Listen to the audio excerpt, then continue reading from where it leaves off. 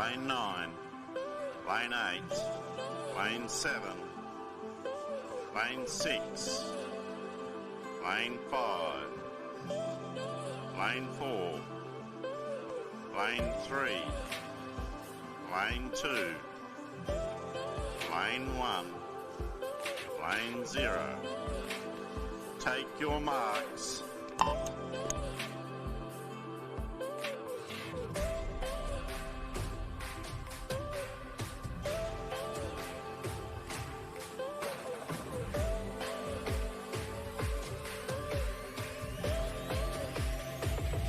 Lane 0, lane 1, lane 2, lane 3, lane 4, lane 5, lane 6, lane 7, lane 8, lane 9.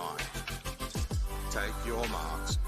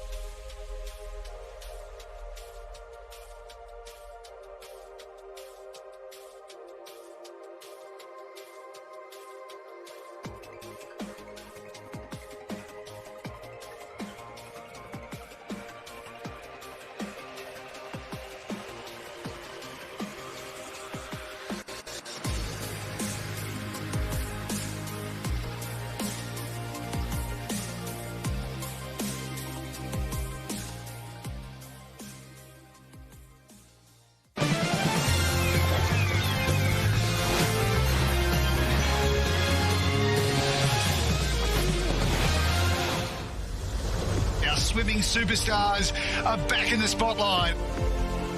Every time I get behind the block, I kind of ask myself, how much do you want it? Still doing everything I can in the water just to put myself in the best shape. Get in, get the job done, get out. It's all on the line. What are you willing to do for it? Stepping up on the blocks and it's dead quiet. You can only hear your heart beating, and I think that's one of the most alive feelings you'll ever have.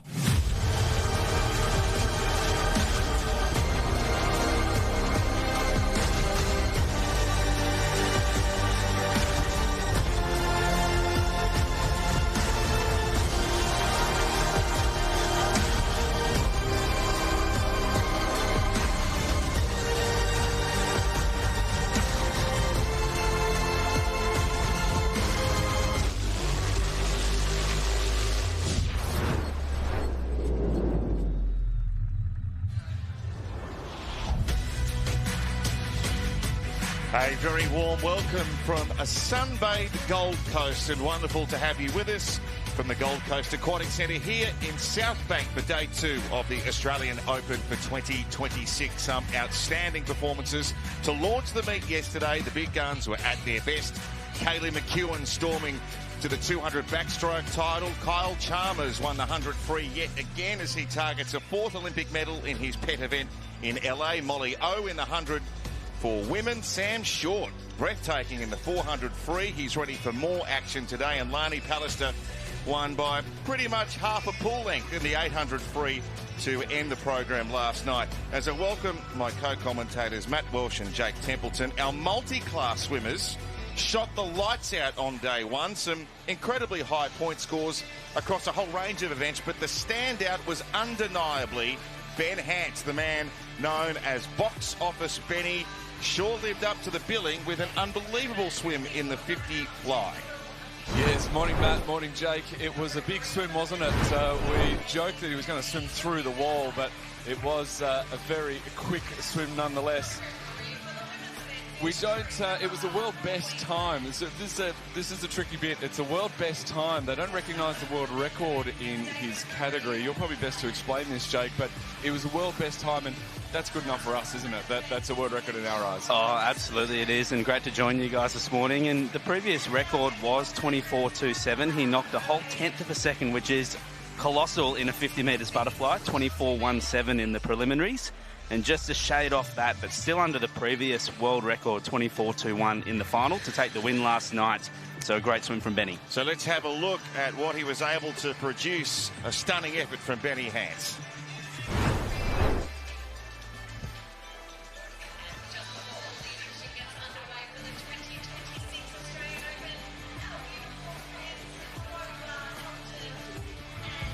Next 12 months, I'm going to have a massive block of work, and yeah, I'm going to get a lot faster. Well, that's an ominous sign for the rivals. He's going to get even faster than that, but he was absolutely stunning last night. And the weather is just as good today as it was on the opening day. Beautiful sunshine and a lovely crowd here poolside at the Gold Coast Aquatic Centre here in Southport. They were certainly entertained with some of our big guns producing some eye-catching performances yesterday. Big schedule coming up today. We've got the heats over the next few hours, and we're into some finals action later on this evening. Great to have you with us on 9 and 9 now, wherever you are watching. A couple of multi-class events to kick us off. The men's and women's 100 free. Men's butterfly, Kyle Chalmers, the headline act there as he tries to close in on Matt Targett's Australian record. Sam Short's back in the 400 for men. We've got the 400 for women. Lani Pallister, a short turnaround from last night, and the list of action goes on and on. Plenty to enjoy from the sunny Gold Coast this morning. It is a very packed schedule, to say the very least, but we are kicking off with our multi-class stars in action this morning. Yeah, swimmers from the first heat are up behind the blocks. We've got 5 heats this morning of the men's multi-class 100 metres freestyle, and a great way to start this morning's action. Take your marks. So underway in Heat 1 of the men's multiclass 100 metres freestyle. Fastest qualifiers first, and all we'll be looking for a spot in tonight's final. Fastest qualifier, Rowan Crothers, our S10 swimmer, 28-year-old from Marion. Bit of an elder statesman now of the multi-class scene. Silver medalist in this event in the S10 category in both Tokyo and Paris. He's also the reigning national champion. He looks good, Rowan, down that first lap of the pool. He's 25.40 and the silver medalist, as you mentioned there, Tomo. But no Tommy Gallagher this morning in this 100 freestyle. He was bronze, just behind Rowan in Paris in that 100-metre freestyle for the S10 classification. And Rowan's looking really nice this morning. He's out there on his own. And a good win in the race for Rowan Carruthers. Darren Sisman touches the wall in second position. And Bailey Stewart in third.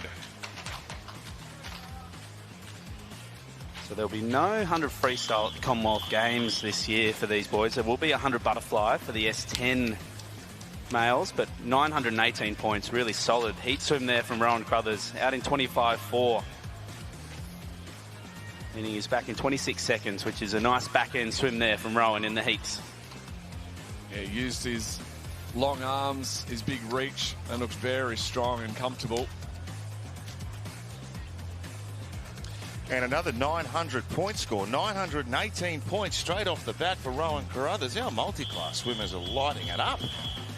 It's a great swim there from Rowan, and we know that 1,000 points is a world record relative to the particular classification, so we're comparing like for like there, not against each other across the pool. Take your marks. Heat 2 featuring Jack Ireland and Callan Simpson. Yes, gold medalist Callum Simpson in the S8 classification in Paris, so keep an eye out for Callum, and Jack Ireland as well, part of our mixed 56, our S14 relay in both the medley and freestyle. So Jack Ireland with a great swim in the 200 yesterday. Looks really strong down that first lap of the pool. Yeah, he's very confident after that swim yesterday. I caught his eye in the corridor on the way back from his swim, and he was all buzzing. So he's kept that confidence and put it into use now in that first 75. He's blitzed away from the rest of the field. We'll take a look at the time when he comes down in that all-important point score. So it's Ireland with a comfortable margin. Sam Gould in second spot. Strong swim there from Jack Ireland, 53.65 in the preliminary. Third to Jake Hodkinson.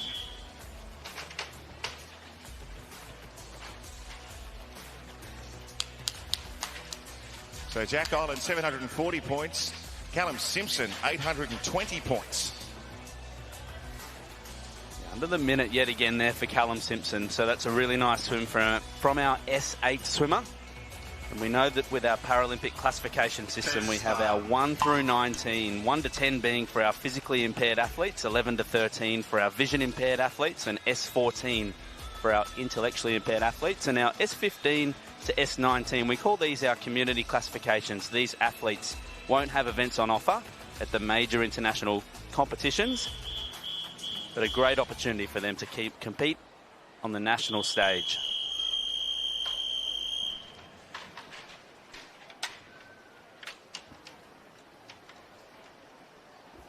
Take your marks. So they're away for heat number 3. Alex Tuckfield swimming out of lane number 4. He won bronze in the 400 free at the Tokyo Paralympics in the S9 category, and then bronze in the S10 category at the Singapore World Champs last year. He's also a former short course world record holder over the 200 freestyle. Look for him in the back end. He started strong here too, has Tuckfield, and we know that he swam really well yesterday. A tight battle in the heats yesterday in the 200-metre freestyle with Nicholas Layton. And again, backing up in the 200 final, but he's out on his own there, guys, in that lane 4, swimming a really strong first 50 out in 27. 26, in fact.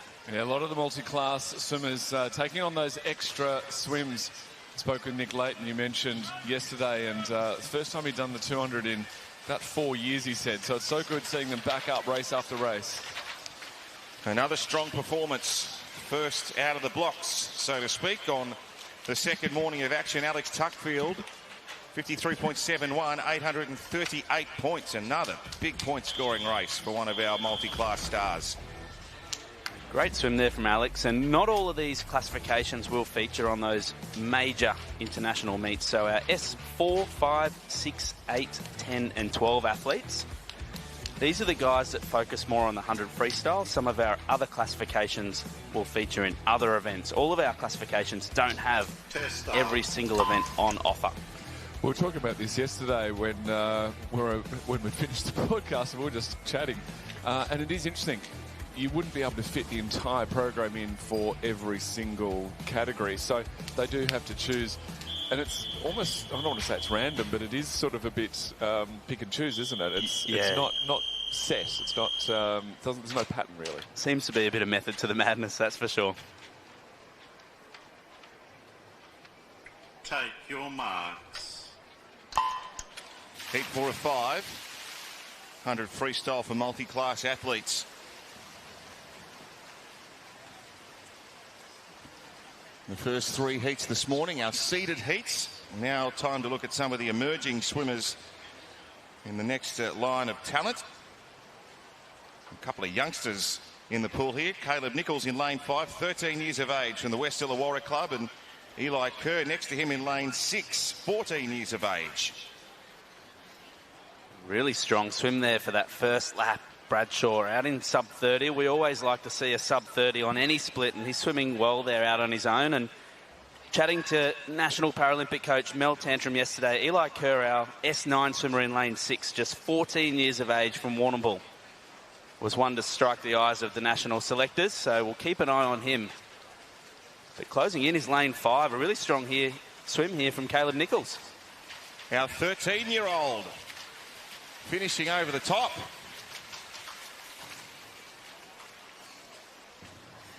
A victory for Nichols. Second place goes to Cooper Harrington, and then third to William Bradshaw. You'll notice here, guys, that the point scores are deteriorating a little bit as we progress through the heats. Not always is the case, but in our earlier heats we do have our faster swimmers, our higher class swimmers, and that doesn't necessarily mean more points, and we'll see that later on. Ahmed Kelly's going to be featuring later this morning in the 50 metres breaststroke, so he will be in one of the later heats, but he's a lower class swimmer, so we need to make sure that we keep an eye on these point scores as well. And high class bloke. High class bloke. Absolutely. Lower class. What a character. It is classification. And speaking of high class blokes, Deacon Chopping in lane 9 here. He's been busy all week, 15 years old, from up the road in Redcliffe. So keep an eye on Deacon.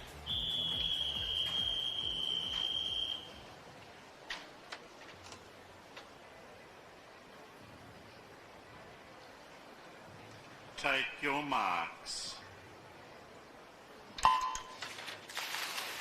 Heat 5 of 5, Eddie Clare in lane 0. Lane 1, Bradley Doolan. Lane 2, Sedan Skadiva. Lane 3, Oliver Martin. Lane 4, Leighton Lloyd. Lane 5, Jordan Buyang. Lane 6, Jackson King. Lane 7, Ryan McGrain. Russell Boyson. Lane 8, and Deacon Chopping back in the pool. Lane 9, the youngster from the Redcliffe Leagues Club. They've been busy, these boys, this week. They've carried through from the multi-class age national championship and through to the opens now, and a really strong swim there from our S14 swimmer, Leighton Lloyd, our 26-year-old from Stroud Seals. 107.89 in the program. Of course, personal best times is all we can aim for, and those types of results can lead to things such as finals and team selections, so that's all we can work for, and he looks really strong down this last 25 metres.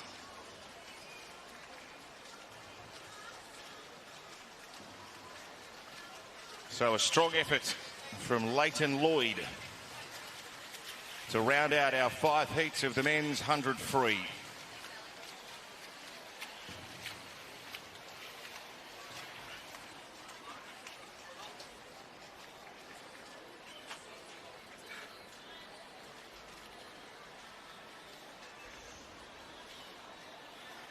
Russell Boyson touching in, and here comes Deacon Chopping to finish his race at the bottom of screen. 503 points there, a really good swim from Ryan McGrain. So he's going to take out the point score in Heat 5. It's going to be tough for some of these boys to make it through to the A final. There'll only be 10 qualifiers. So we did see Rowan Crothers score in the 900s and Callum Simpson in the 800s earlier. So it's going to take 600 plus points, I would imagine, there for our qualification through to the final tonight. So McGrain from Martin and Sashtova, the top 3 point scorers coming out of that final heat. How good's the weather? Beautiful. Absolutely glorious. Not sure if I can see a cloud in the sky. It is perfect out there, and thankfully for these girls, at least no backstroke. It does get a little bit tricky swimming backstroke with no reference points, and the wind blowing the backstroke flags down this end this morning rather than the other end. So a slight change in the conditions here at the Gold Coast Aquatic Centre. The girls in the first heat are ready to go in the multi-class 100 metres freestyle. 6 heats in total. A couple of vacancies in the middle of the pool there too, guys. Yeah, I thought we might have been waiting for them to turn up, but 2 of the fastest qualifiers deciding not to compete. Take your marks. So no Apthorpe and no Ruby Storm, who withdrew yesterday, and hasn't taken a place in the field on day 2. It's going to be a race of 2 sides of the pool here, isn't it? And no Alexa Leary featuring in the 100-metre freestyle this week in the multi-class anyhow. And down this first lap, both sides of the pool look to be swimming really strong. And this is a Commonwealth Games event for our S9 and S13 girls this year. So keep a close eye out on these girls. We have Belando Nicholson, our S9 swimmer, and we have Kira Hayes and Jenna Jones coming up later this morning, our vision-impaired athletes. We saw Alexa Leary yesterday in the able-body 100 freestyle, yes, rather than the multi-class. So she decided to swim that event rather than this today, which is an interesting decision. Yeah, perhaps racing some girls that have a similar time to her, I would imagine. So Ava Dennis continuing on her good form from the opening day's competition. And takes out the honours in Heat 1. 448 points, but a couple of very high scores from the rest of the field. Belando Nichols, 671 points. Sarah House, 658. Yeah, Belando Nicholson, she's had a big program. We see her virtually every race. Very big. Have to do a fair bit of training, and you often see, people being very specific with the training, but a lot of these multi-class swimmers probably can't afford to do that because they seem to be up every single event. Yeah, especially with our multi-class racing system like we talked about before, guys. With freestyle events in particular, I know when I was competing as an S13 swimmer, I only had the 50 and the 400 on offer, so it's really hard to train for both, but sometimes you do. To fill your schedule that little bit more. Take your marks. Lakeisha Patterson back in the water on the second day. She was dynamic yesterday with her victory. The 27-year-old, 3 times Paralympic gold medal winner. Kira Hayes as well in lane 6, Commonwealth Games medalist in the 50 metres S13 freestyle from Birmingham in 2022, and she's making a comeback for this year's 2026 Games. The girls will have the 100 freestyle on offer, so keep an eye out there for Kira Hayes too, our S13 swimmer. She's down in 30.64 through that first lap, 29 flat in the middle from our swimmer Lowe there. A great swim from Jessica Lowe on that first lap. She's holding her technique through that third 25 too, is what we really look for as they look for that last 25 to hold on to stroke. So Jess Lowe came in with a superior qualification time to the remainder of the field by nearly 3 seconds actually. And she's living up to that. And closing the gap, Naka Higashi in lane 3 with a comfortable enough victory for Jess Lowe. Naka Higashi, 736 points. Lakeisha Patterson, 758. So on the point score, it's Lucky who's taken it out. She's so consistent, is Lucky. Another 104.58 there from our S9 swimmer.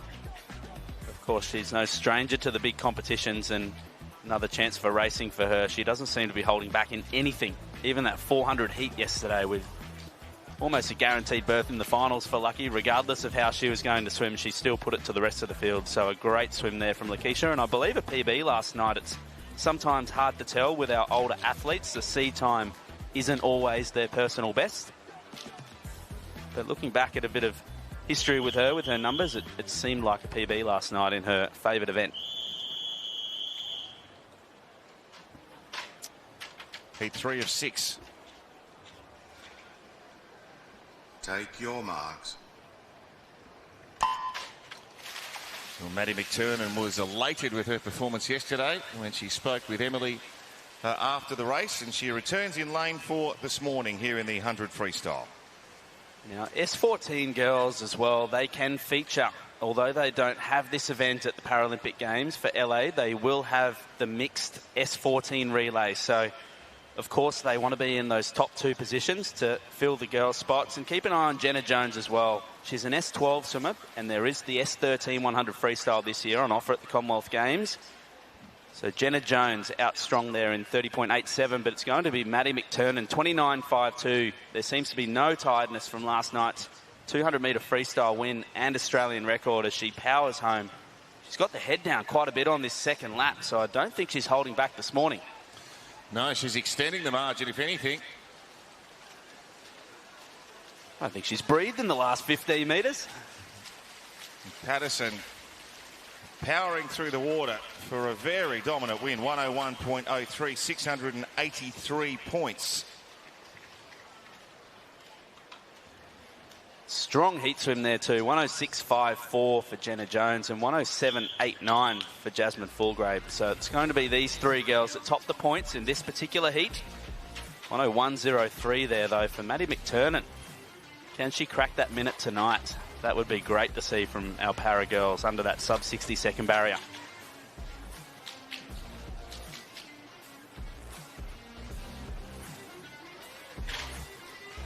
Test start. Chloe Osborne up in Heat 4 as well. Chloe Osborne, our Paralympian. Looking forward to seeing some of our, wouldn't call Chloe one of our lower class Paralympic swimmers, S7, but it's great to see some of our 1s through 7s. We haven't seen a whole heap of them this week, and as mentioned, we've got Ahmed Kelly coming up this morning and Grant Scooter Patterson. He won't be here featuring this week, but received a message from him last night saying hi, and he's tuning in from Cairns, which is great to hear. Great to know you're watching. Big hi to Scooter. Haven't seen you for a while, mate. Hope you're well. Take your marks.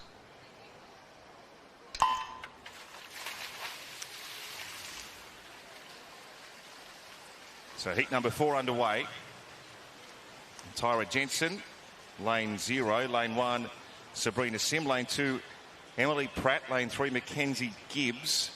Lane 4, Sarah Cranes. Lane 5, Chloe Osborne. Lane 6, Vanessa Ozols. Savannah Mania, lane 7.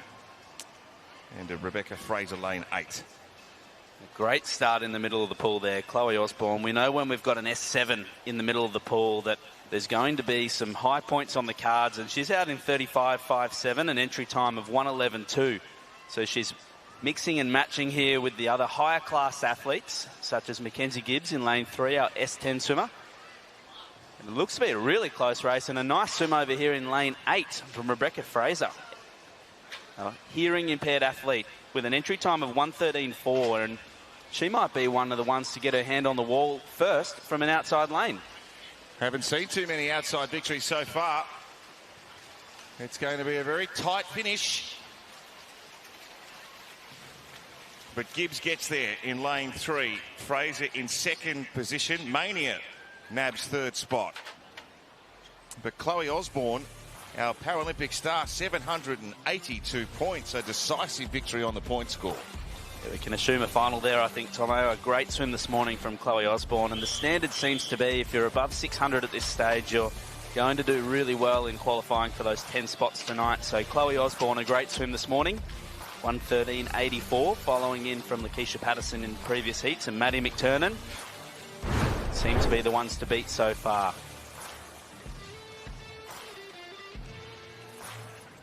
Riley Sayer and Georgia Beerling as well in the following heat, our S7 swimmers, and we'll see some S6 swimmers as well. So Brooke Cotter, Aaliyah Curry, big age difference there too, Tomo. 14 and 40. Wow. And swimming side by side. Still looking to ratify the results there in the fourth heat.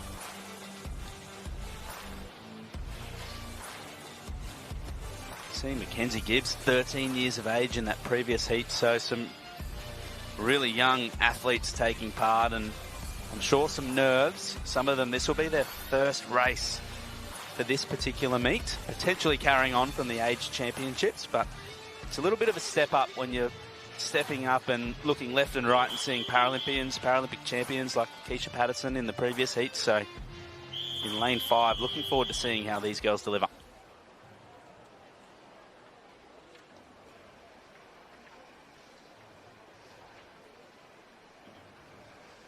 Take your marks. Lane 1, Georgia Beerling. Lane 2, Emily Spriggett-Kelly. Riley Sayer, lane 3. Brooke Kafer, lane 4. Caitlin Hayes, lane 5. Emily Willett, lane 6. Brooke Cotter, the 40-year-old veteran, in lane 7. And next to her, Aaliyah Curry, the 14-year-old from Mingara. Good contrast there, and you'll see not only our coaches down here in the booth, but some of our support staff as well. Some of our athletes will have some exceptions to their number, being S6 or S9 or whatever it may be, and this meaning that they can have some assistance on the blocks from their team managers or potentially a tapper if they're a vision impaired athlete. So it's great to see our support staff here as well. And down that first lap, a really strong start from Riley Sayer, 36.92.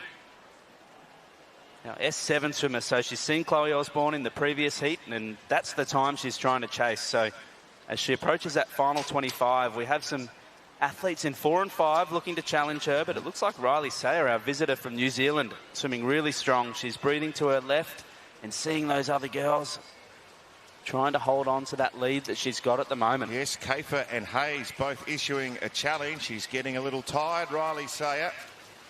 And Kafer in particular getting ever closer, but Sayer touches the wall first. Kafer in second, Hayes in third spot. 656 points. A really strong swim there from Riley Sayer, and our 17-year-old S7 swimmer, she held them off. She would have seen them coming. I'm sure she had a sneaky look. I'd be lying if I said that that doesn't play as a factor for some of our athletes. A little sneaky look maybe on the turn, particularly in the heats where there are some spots on offer for a final, and little battle here in our final heat. Just 3 of the girls competing, so looking forward to a bit of a battle between our 3 swimmers, S7s, S8s and S18s, featuring in the final heat.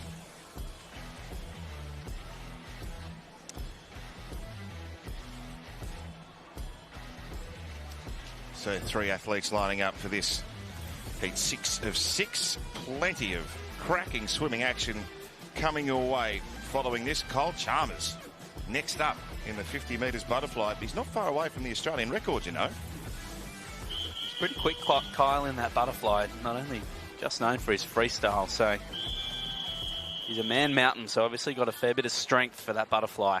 He holds the all-comers record, and he is not all that far away, about a 10th of a second from Matt Targett's Australian record set back in 2009. So heat number 6.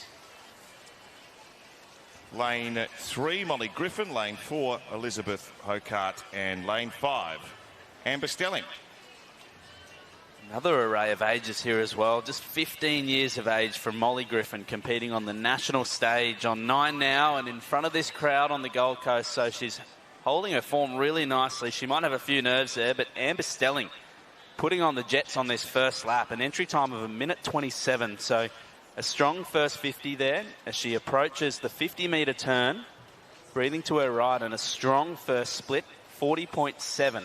So as we look for that back end, this is where we try to eye off a strong second 50. We don't want to dip away too much. We may due to the dive on that first lap, but we'll see if she can hold her technique. It's all about holding that stroke rate down the second lap. stroke rate and stroke length. These will be the two things that Amber Stelling will be trying to hold on to. But the other girls with a little battle there for second in terms of our times, although we know the points is key. So Stelling is swimming away with this. The most impressive effort in Heat 6 of the women's 100 free for our multi-class athletes. Strong swim there. 1 minute 25.06 from Stelling in a tight battle to get the hand on the wall for second, but it is going to be Hokart there. 1 minute 33.44.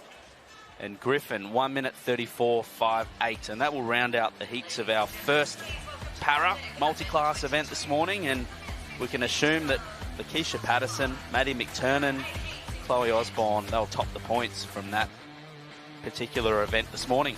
Amber Stelling's taken a couple of seconds off her entry time. She'll be most pleased with that. It's hard to come by as you get older, Tomo, to see those personal bests. So it's great to see Stelling as a 25-year-old to do that. That's fantastic. And it's funny to say that a 25-year-old is old, but some of these girls have been doing this since they were 10 years old, I assume. So only as old as you feel, Jake, trust me. So men's 50 butterfly action coming up right now. So Kyle's got the all-comers record, 22.89, and that was only last year. The Australian record held by Matt Target, which was set all the way back in 2009, 22.73. So again, another example of an athlete who's getting better with age. And I know Kyle is particularly excited about the 50 butterfly now being an Olympic event. It's seemingly set to prolong his career, and he's pretty serious about this butterfly caper. When you're as fast as he is, it's a little wonder why. He's got some stiff opposition, particularly Isaac Cooper next to him in lane 5, Alex Quash in lane 6. So Kyle Chalmers from lane 4 after taking out the 100 free last night. And it's a powerful start from King Kyle, who's up on top of the water and already in front. Cooper next to him in lane 5, swimming strongly, but Chalmers, this is quite the swim. Off the blocks quickly and wins by half a body length, 23.24. Cooper gets second, and Jack Hendy, our visitor from New Zealand, gets third. Yeah, that was a very strong swim in the 50 butterfly. It's very leg dominant, but I got to say, he did a lot of work with his upper body. He muscled his way through. It was like basically doing about 25 pull-ups straight through, and really showed his upper body strength. Didn't have the most dynamic of starts, but once he got going, very, very tough to beat. 23.24, very quick time. So 8 heats this morning of the 50 fly. Heat 2 on the blocks. Take your marks. Featuring Ben Armbruster in lane 4 and Matt Temple, who was third behind Cam McAvoy and Isaac Cooper in the Nationals last year. Armbruster and Temple, little separating those two swimmers in lanes 4 and 5 respectively. Armbruster narrowly ahead, Temple getting closer on the wall, but it's Armbruster from Matt Temple in second position, and Thomas Nankervis nabs third. I've got to say, I really like Ben Armbruster's stroke there. It looked very, very dynamic, very purposeful, and pretty efficient, even though it was only a 50. Em, you've been calling all the action for the last few days, and we were chatting before, and I've got to say, your voice is sounding a little worse for wear. How are you holding up? You all right? I'm feeling really good. You're feeling okay? My voice is like this because the racing has been so good. I thought I would just in case people thought, you know, you're getting a little bit rusty. And I'm glad you're holding on. Just save the larynx for the big moments, Em. There's so many of them, though. So Jesse Coleman made his Dolphins debut in this event at the World Champs in Singapore last year, went out in the heats, but he did make the semis of the 100 fly later in the week. He leads from lane 4. And Joseph Hampson on his right-hand side in lane 3, swimming a very strong race. In fact, Hampson might be narrowly in front of Coleman. As they come down to the wall, it's Hampson who gets there. Coleman in second, Patterson in third. quick time, 23.75. Anything in the 23s is a good swim. And he really took that at the halfway mark. It's a relatively simple event, the 50 butterfly. Not a lot to it. No pacing, a lot of leg dominance, and got to get your skills right.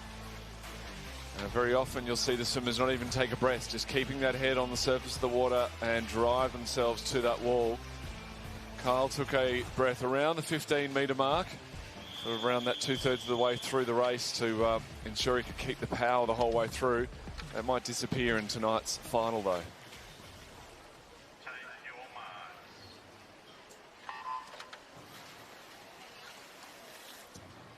Eight heats coming in the splash and dash for the 50 butterflies. A good start by Sam Kenny from the New Zealand team in lane 6. Charlie Kerr pushing through in lane 4. Then at the top of the pool, those three swimmers in Hines in 0, Mitchell in 1, and at Nakanishi also not far away, but that was a very strong back end by Charlie Kerr, who gets there in 25.03.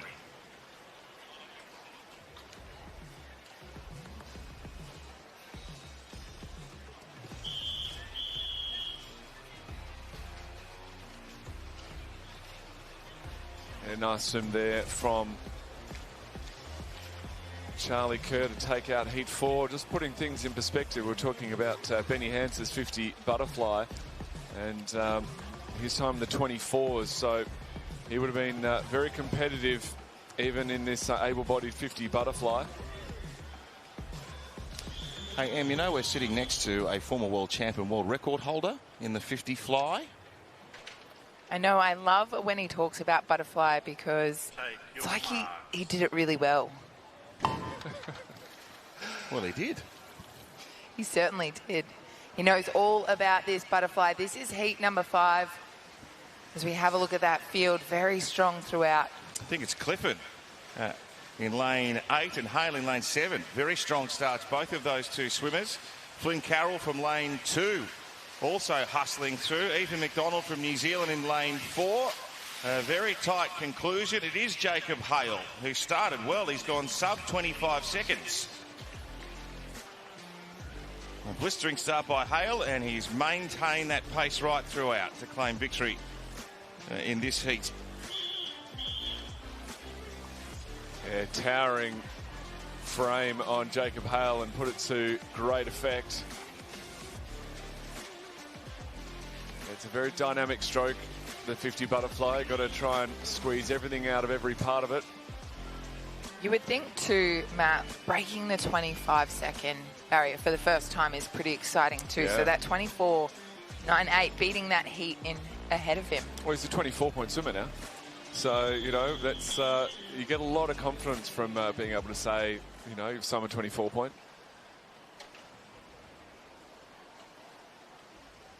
What was your world record time? Do you remember? 23.4. 23.43. Well, it still would be competitive. I would have got second so far. So Carl would be ahead of me, but...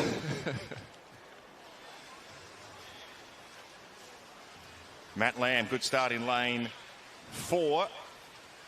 And Jack McMahon also up there in lane 6. In fact, the Samson Barasic in lane 3 is the swimmer who's leading. We've got a non-starter in lane 4. A blanket finish to this one.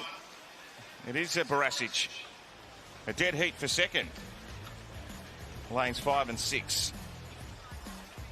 Awafi and McMahon.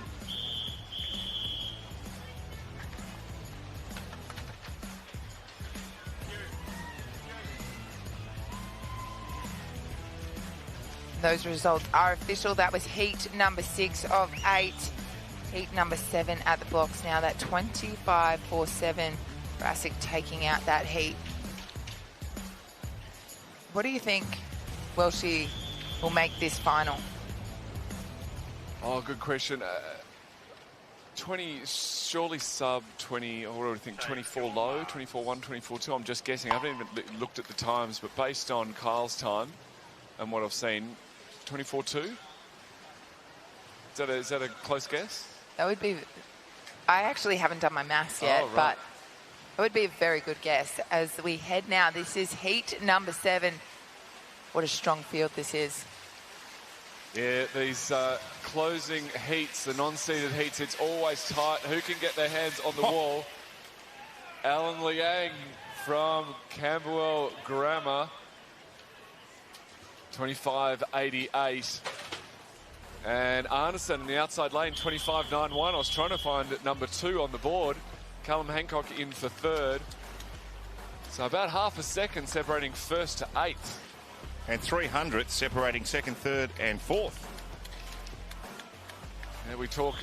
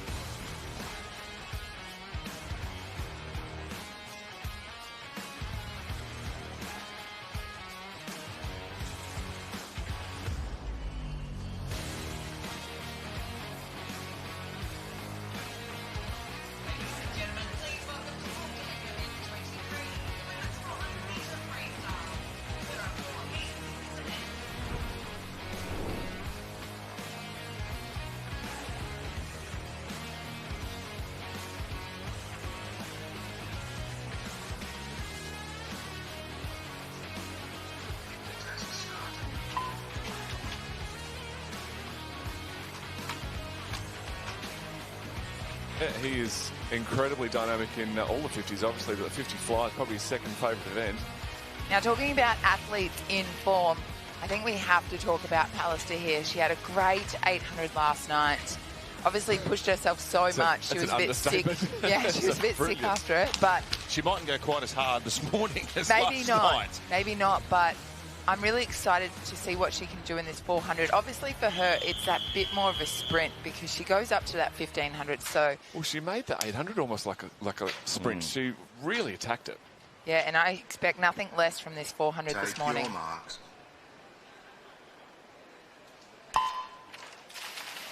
Long hold there for the start of the first heat of the women's 400 metres of freestyle. Lani Pallister, after an incredible swim in the 800 last night, the sole entrant this morning with a time sub 4 minutes, is the favourite for this event. So we know with the great Ariane Titmus having retired, Lani is our number 1 swimmer in the 400 freestyle. She finished 4th in this event at the World Champs last year. Jamie Perkins was 6th in that event. It was won by Summer McIntosh ahead of Lee Bingji and Katie Ledecky in 3rd position. So it looks like Lani is just starting her warm-up now. She's taking it very easy in comparison to how dynamic she was last night. But that is the skill of just managing yourself over these programs. She'll have a busy few days of racing and managing herself through the heats to get herself through to the final. So Lani touching just second there behind Costa in lane 5. Both girls pretty much bang on that 1 minute mark at this early stage of the race. So Maria Costa, one of our overseas visitors. She's from the Brazil Swim Club, but training out here in Australia.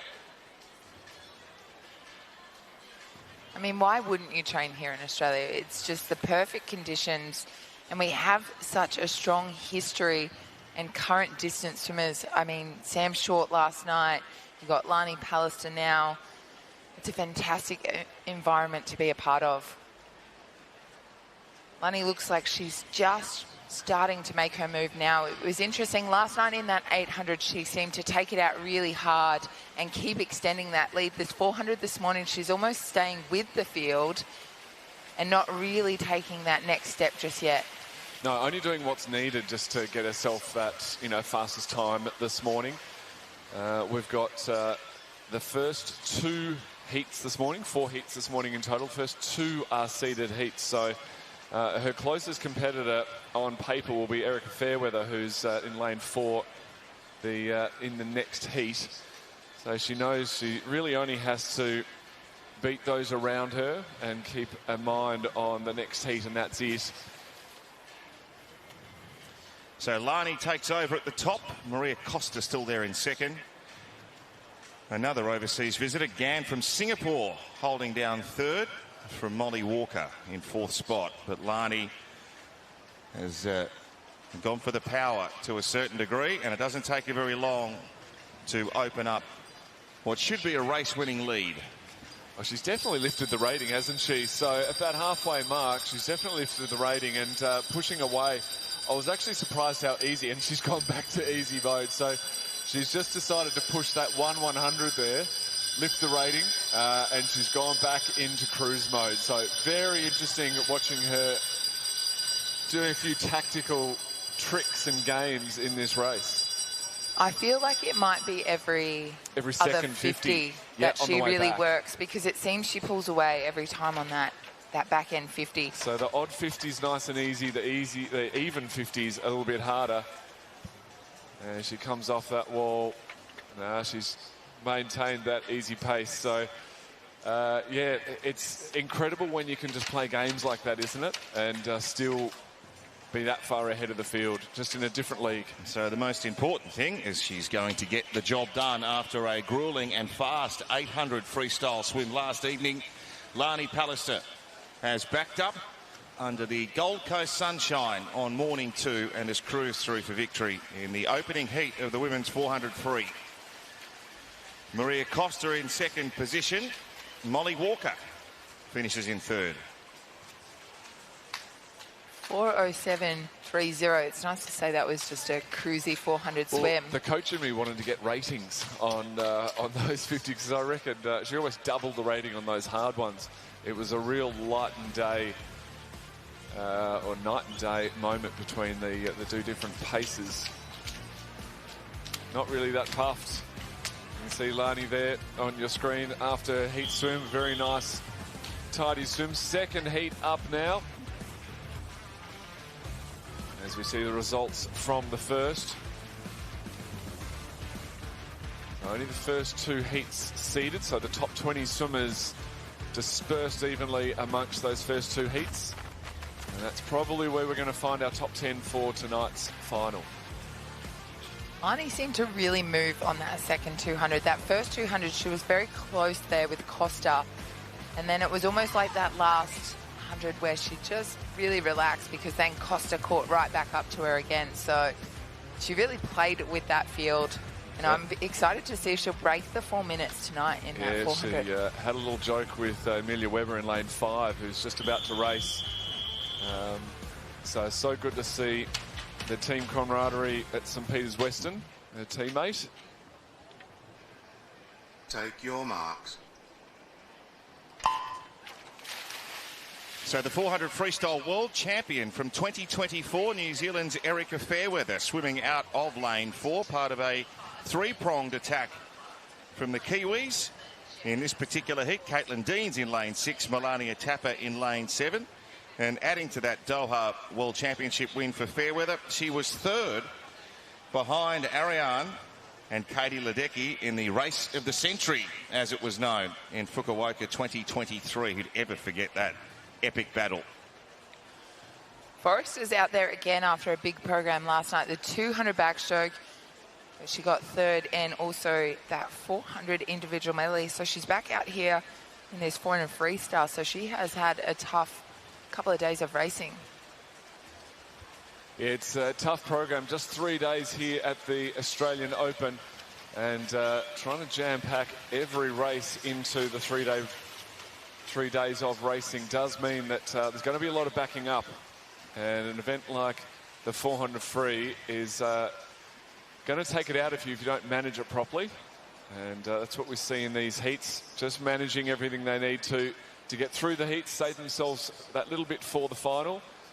But you've got to think about those swimmers who are right on the edge of that 10. They can't afford to back off for the heats. They need to push it to make that final. And that's where we're going to see some really good racing. And people like Deans and Tapper are going to be pushing to make that final. So Fairweather leads. Swimming in lane 4, Amelia Webber, who's Lani's training mate from St Peters Western, in second position. And now Caitlin Deans, another of the New Zealand swimmers, starting to push up in lane 6.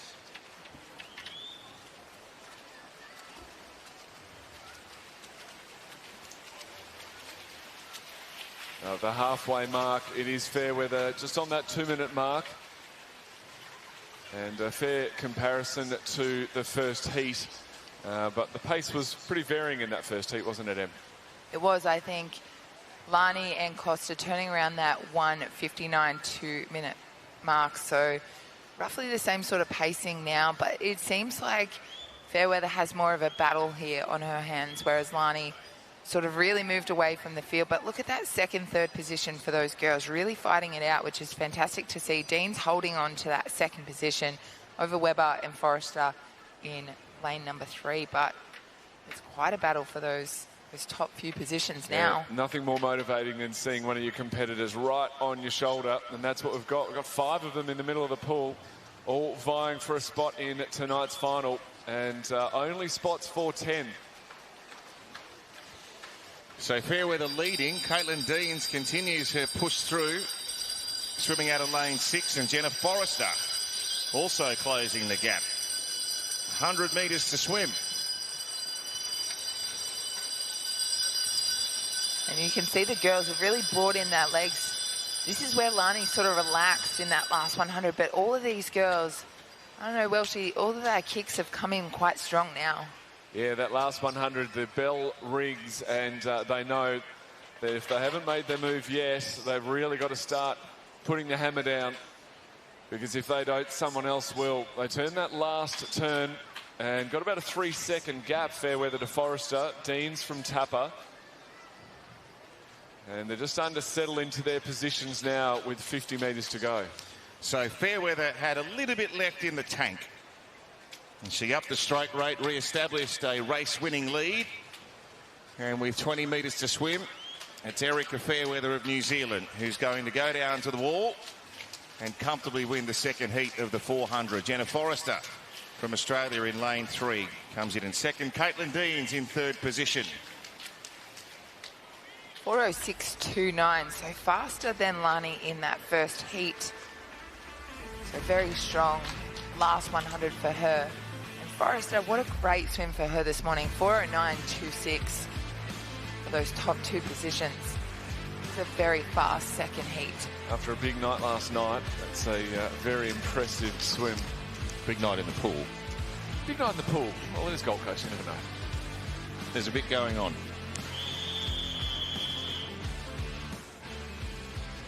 Normally a place for R&R, but it's serious business in the pool this week at the Australian Open. Take your marks. Heat number 3, Eve Blacklock, lane 0. Taylor Watson, lane 1. Gemma Apps in lane 2. Brianna Burgess in lane 3. Amelia Finer from New Zealand, lane 4. Mia Feltham, lane 5. Madison Cooper, lane 6. Emily Bruin, lane 7. Lily Barlow, lane 8. And Zoe 4 in lane 9. That 10th position currently sitting around that 4:13 mid. So if these girls want to come back tonight, they need to hit around that 4:12 to be in to that final tonight. Turning through in that 29. Apps doing a great job out of lane 2. As we know, this race is all about those tactics and pacing. And we saw that in the first two heats. Fairweather with that fastest time so far, that 4:06. As we head down to that first 100-metre turn. Still Apps holding on from lane number 2 in that 1:01.89. So a great first 100. Cooper there, 1:02.75. So Gemma Apps from UWA West Coast, 19 years of age. She's taken this out hard. Madison Cooper in lane 6, just closing that gap ever so slightly. But it's going to be a test of endurance for Gemma Apps. Can she hang on, having started the race so quickly? Yeah, it takes a lot of confidence to separate yourself from the field that early in the race. But she's doing a great job holding the stroke together. She's breathing to her left now, looking across. She can see where everyone is in the race, and she'll be able to see her main competitor there in lane 6, only a few lanes across, Madison Cooper. So Cooper probably with a marginal lead at this stage, taken from Apps. And now at the halfway mark, the girls will want to try and capitalise on that lead that they've managed to get on the rest of the field. So Cooper in a 2:09.57. Apps still holding on to 10.30. Finer third, Feltham in fourth. So we usually see that sort of echelon shape with the middle lanes taking it out and tapering off to the outside lanes, but they're attacking them from all sides in this heat of the 400 metres freestyle. 4 heats in total, 1 to go after this third heat. And Apps just starting to get caught by the rest of the pack in this third 100. Cooper extending the lead, but Feltham and Finer have managed to catch up to Apps. And Emily Bruin also making a little move in lane 7. So a different complexion has come over this third heat of the 400 free for women. Madison Cooper from the Caulfield Club leading the way as they come in for the bell. 100 metres to swim and a couple of body lengths separating the first 4. She's holding a nice rhythm out front, Cooper. But Feltham and Finer are really starting to put the hammer down now, trying to catch her. All of the girls breathing every 2 strokes, trying to get that oxygen into their bodies. They desperately want to get to that finish line and set the fastest time they possibly can. Their bodies are screaming, their legs will be screaming. And with 50 metres to go, 1 more turn and then run for home. So Cooper and Feltham pretty much locked together as they turn for the final 50, although that's a good turn by Madison Cooper. Feltham trying to come after her, and she's certainly eating into the lead. Cooper got the better of the turn. But with half a lap to go, this is going to be a nail-biting finish indeed. Madison Cooper narrowly leading. Mia Feltham from Miami just down the road trying to take it to her. And she's finishing over the top. Feltham first, Cooper second, and Amelia Finer from New Zealand gets third spot.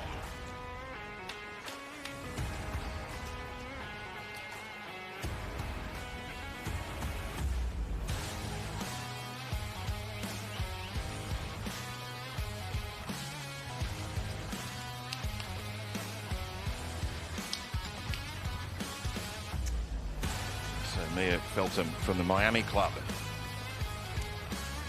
Down in the south part of the Gold Coast. Not too far away from Southport, where we're swimming this week. Miami known for some great distance swimmers. Yes, a long time being led by Dennis Cottrell and obviously the great Grant Hackett swimming out of Miami. And speaking of big names in swimming, Daniel Kowalski is a big name. We've got another Kowalski in lane 4 in this 4th and final heat of the women's 400 freestyle. If not for Kieran Perkins, Daniel Kowalski's career could have looked a heck of a lot different. A great career that it is. But it's kind of typical of Australian distance swimming over the years that we've produced not just the one standout, but we've had a couple dueling one another over a number of years. Well, no, Dan, obviously, as you say, an incredible swimmer in his own right. I believe he was the first athlete to ever win a medal at the Olympics in the 200 free, 400 free and 1500 free at the same meet in Atlanta. Getting second in the 1500 behind Kieran, and a tough race. He had a few shoulder problems. His shoulder was dislocating every single stroke and relocating every time he'd put the arm through. So he pushed through an incredible amount of pain. If you're watching, Dan, hey mate. It did take arguably the most courageous performance from an Australian swimmer from Olympic history to beat him. From lane 8, exactly. Incredible swim, nonetheless, from KP as well. Another proud Queenslander. Of course, Ariane Titmus had 2 gold medals in successive Olympics in the women's 400 freestyle. I'm sure Lani Pallister is thinking about keeping that run going as we head towards Los Angeles, although there is the big factor of Canada's Summer McIntosh looming large over the event. The world record holder, 3 minutes 54.18, set last year.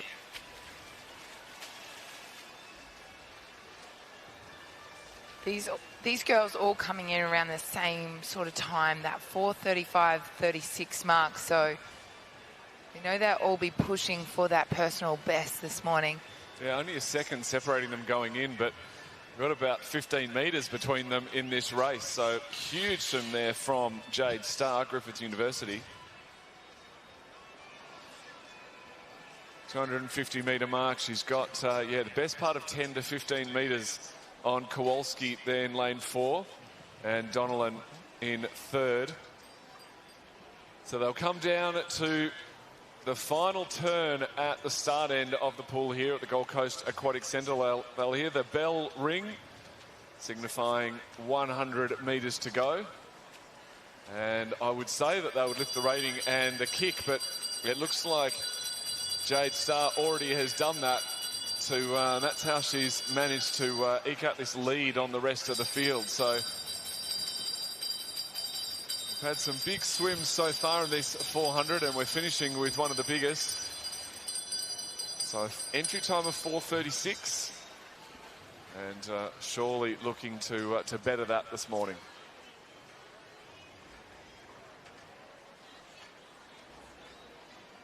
A huge margin for Jade Starr. It's almost Lani Pallister areas from last night in the 800. Yeah, pretty incredible for just a 400 metres to get that far in front. We often see the best racing. Obviously, the closest racing in these, and we've seen one of the biggest leads. Absolutely. She's powering home to the wall. She really hasn't let go of that kick at all the entire race. She's really kept that really consistent, really strong. She's got 15 metres left to swim. It's hers for the taking, and we'll see what time she can produce. She's under the flags. Well, I think that's a massive PB. I had an entry time of 4:36. Now wow. At a 4:20, 15 seconds quicker, almost 17 seconds quicker. That's incredible. Jade Starr has blown them away in this final heat of the women's 400. Second to Jana Kowalski, and third to Abby Donlan. Great swim for heat number 4 of your women's 400 metre freestyle. Obviously, leading that field through was Fairweather in that 4:06. Barney close behind her in that 4:07.30. And rounding out the field was Weber there. So we have a look at that summary. That is your top 10 athletes, that 4:13.86 to make it through to tonight's final. Forrester in their 4th. A big program she's having. Great job for those girls. We got 4 girls under that 4:10 barrier too. 5 of the 10 international visitors to make up the final of the women's 400 to come later on this evening. As we have a look at the next event on the program, this is your men's 200 metres freestyle. We saw the 100 last night. Very strong by Chalmers to take out that win. But the 200 is a different game, isn't it, Welshie? It really is. To be honest, it's one of my favourite events. Yes, we're backstrokers. I've dabbled in a bit of butterfly, but I have huge respect for the 200 freestyle. You've got to have a bit of everything.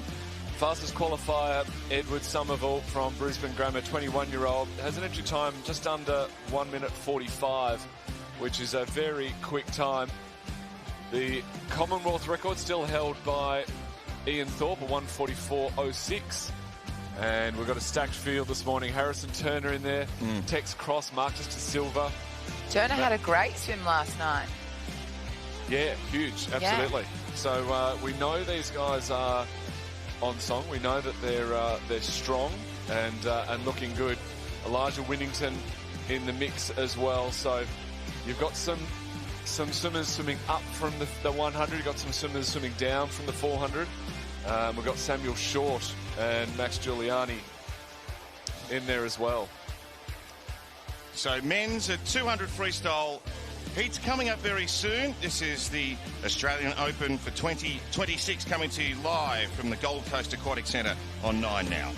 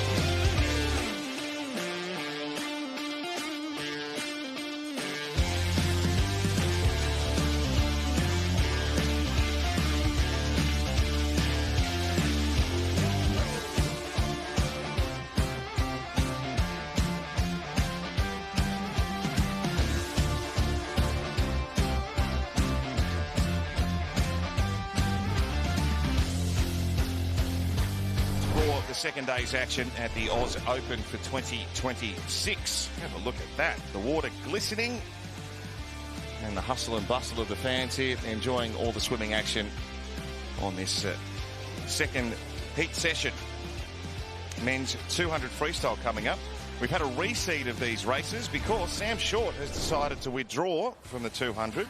And when he spoke to you actually last night, Matt, after his dominant win in the 400, he specifically said, I'm feeling so fit, I can't wait for the 8 and the 15. So clearly his focus is on those staying events more so than the 200-metre sprint. Yeah, I think that is where his strength is. He's still a very good 200-metre freestyler, but we've got plenty more to focus on this morning. And Max Giuliani moves himself up into the first heat in lane 5. Edward Somerville, fastest qualifier in lane 4. So we're going to have a great battle across the field, but especially between those two. Take your marks. So Ed Somerville, swimming out of lane 4 at trials in Adelaide last year, became the 4th Australian ever to break 1:45 after Ian Thorpe, Clyde Lewis and Max Giuliani, who's swimming next to Ed in lane 5 in this opening heat of the men's 200. Harrison Turner out there as well, as is Marcus De Silva. One to keep an eye on. Did the 100-200 freestyle double at the Age Nationals last year, and then went to trials as an 18-year-old last year and was 7th in this event. Yeah, this is going to be a very tightly contested race, the men's 200 freestyle. 7 heats in total, only 10 going through to the final. And you're going to have to set a very quick time this morning. That's why they're out fast. And Somerville turning them through first at the halfway mark, a 51.99. Turner turns in a 52.43 second. And De Silva just on the other side of 53 seconds. But 51.99, that is a very quick first 100 in this 200 free. Yeah, great job for those boys. Turner obviously won that 200 fly last night, so Fantastic to see him back out here, and he looks like he is on fire to do a really good job in this 200 freestyle. Somerville leading the way ever so slightly in front of Turner and De Silva. So Somerville got the better of that turn, but Turner right up there with him. And De Silva making a move as well in lane 6. He went out hard, Ed Somerville. He featured at the Singapore World Champs last year, where he finished 18th in this event. And he's doing enough at the moment to hold off Harrison Turner, who's making a late dive at the wall. But Somerville goes on to win. Turner second. De Silva finishes in third. Max Giuliani's coming in fourth position. Yeah, Turner was actually putting on a turn of speed, if I can say, during the swim. He was losing it a bit in the turns, but he really was making up ground in the swim. So 147 for our two fastest qualifiers so far. 7 heats in total, as we said. Second heat up now. Flynn Southam, Kai Taylor, Claire Burt, McAlpine. Sometimes hard being in that first heat. You set the pace for the rest of the field. Your marks. A big contingent of swimmers from St Peter's West in here. Ben Godeman's in lane 2. Kai Taylor from lane 5. Matt Galea out of lane 7. Flynn Southam representing Bond in lane 4. And Lewis Clareburt back in the water. Our visitor from the New Zealand club in lane 3. So we know the first heat was out and around that 52-second mark. And this second heat will know that information as well, obviously. So they know the pace they need to set, they need to hold to match it with that first heat. And they look pretty comfortable at this stage. Don't seem to be pushing it too much, saving themselves for that second 100. But nicely paced so far. Looking very strong out in front as they come to that 100-metre turn now. Turning through Kai Taylor in that 51.81, so just faster than that first heat. Claire Burt out in 3 in that 52.34. Yeah, so the top 3 faster than the top 3 in the first heat. So they've started off well, and now comes the business end of the race. That all-important third 50. Legs are starting to hurt. It's definitely paced, but it's paced pretty quickly. Difference between the 100 and the 200 is far less than the 100 and the 50. 50 is an outright sprint. This is a staying race. So Kai Taylor continues to lead inside the final lap. But Lewis Clareburt, very strong late. We know he's going to close quickly. Kai's getting a little tired, and on the flip side, Clareburt finishing very strongly. Clareburt gets there, Taylor in second, and Anders McAlpine's come absolutely flashing home in the last 50 to finish in third spot. So 2 more 147s to throw into the mix. 1 more seeded heat to swim. This is where we're most likely going to find our top 10 for the final tonight. The results on your screen there. 47.53 from Claire Burt and Kai Taylor. Very nice judged swim from Kai. Didn't overswim it at all. I would be thinking around that 149 mark to make top 10 tonight, so under that Take 150. your marks.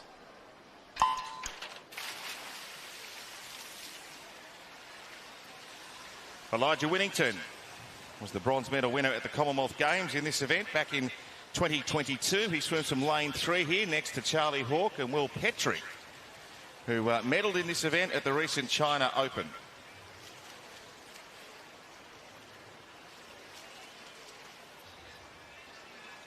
So they go through 50 metres. Cameron Bladen in lane 6, leading a tightly compacted field. Charlie Hawke was second, Petrick was third, but they're all relatively packed close together as we head down for the second 50 metres. Yeah, it's very tight across the field. The centre lane's just starting to push out now, but not a lot at this midpoint of the race. Looks like Hawke will take them through marginally in front of Petrick and Winnington.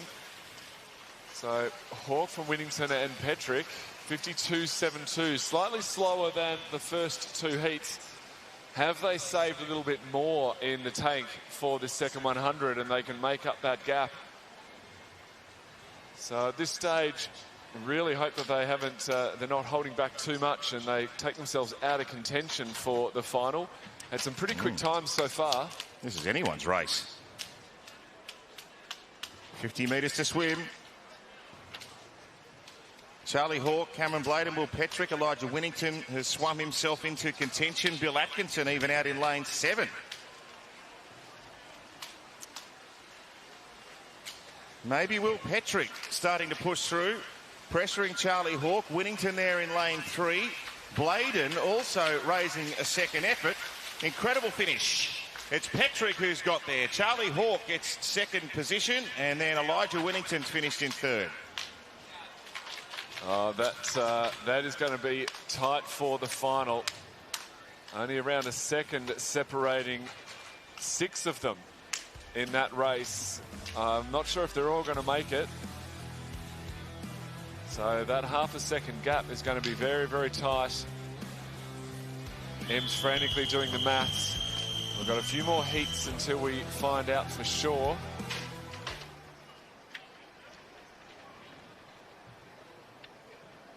Take your marks.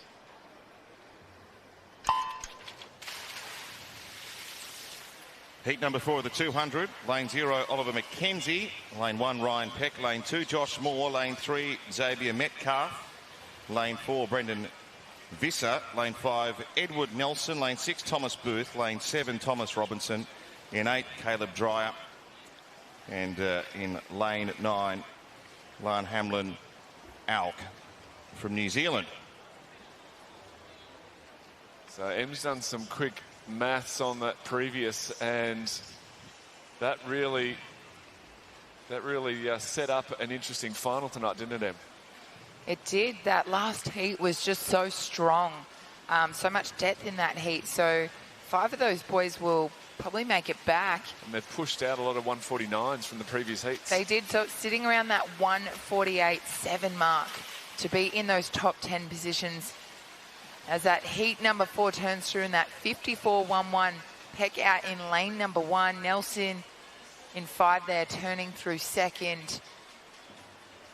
As we have quite the battle on our hands now with those boys out there. So still a chance to make the final for tonight if you're fast enough. We're outside of the seeded heats, so a lot of these swimmers won't be in contention, but 7 heats in total, and any of them can make that final. It just goes to show sometimes being that first seeded heat can be really hard to judge off, because that third heat, 5 of them will go through, but only 2 in that first heat. And that's the advantage, I think, of being in a later heat and seeing the times that have already happened before you. Yeah, that is interesting. Only 2 from the first heat making it through. Very nice swim, a 152.0 for Edward Nelson there in lane 5. Joshua Moore, 152.58. Third through was Thomas Booth from Rackley, 153.45. A lot of these swimmers coming off big volumes of work, and interesting to see how they are reacting differently. Some have been able to maintain it. Some have, the fatigue might be a little bit too much for them, but the 200 free is a demanding event. Take your marks. The lineup for Heat 5, Charlie Kerr, lane 0. Braden Feynman, lane 1. Lachlan Cuss, lane 2. Lane 3, Matthew Lamb. Lane 4, Igor Rusinov. Lane 5, James Smith. Lane 7, Ryan Birrell. Jack Pottier, lane 8. Jamie Mooney, lane 9. Australia has 3 world champs in the men's 200 freestyle on either side of the turn of the century. Michael Klim back in 1998, and then none other than Mr. Ian Thorpe in 2001, 2003. Of course, Thorpe won the gold medal in Athens 2004. Duncan Armstrong so famously in 1988. And then Michael Wendon all the way back in 1968.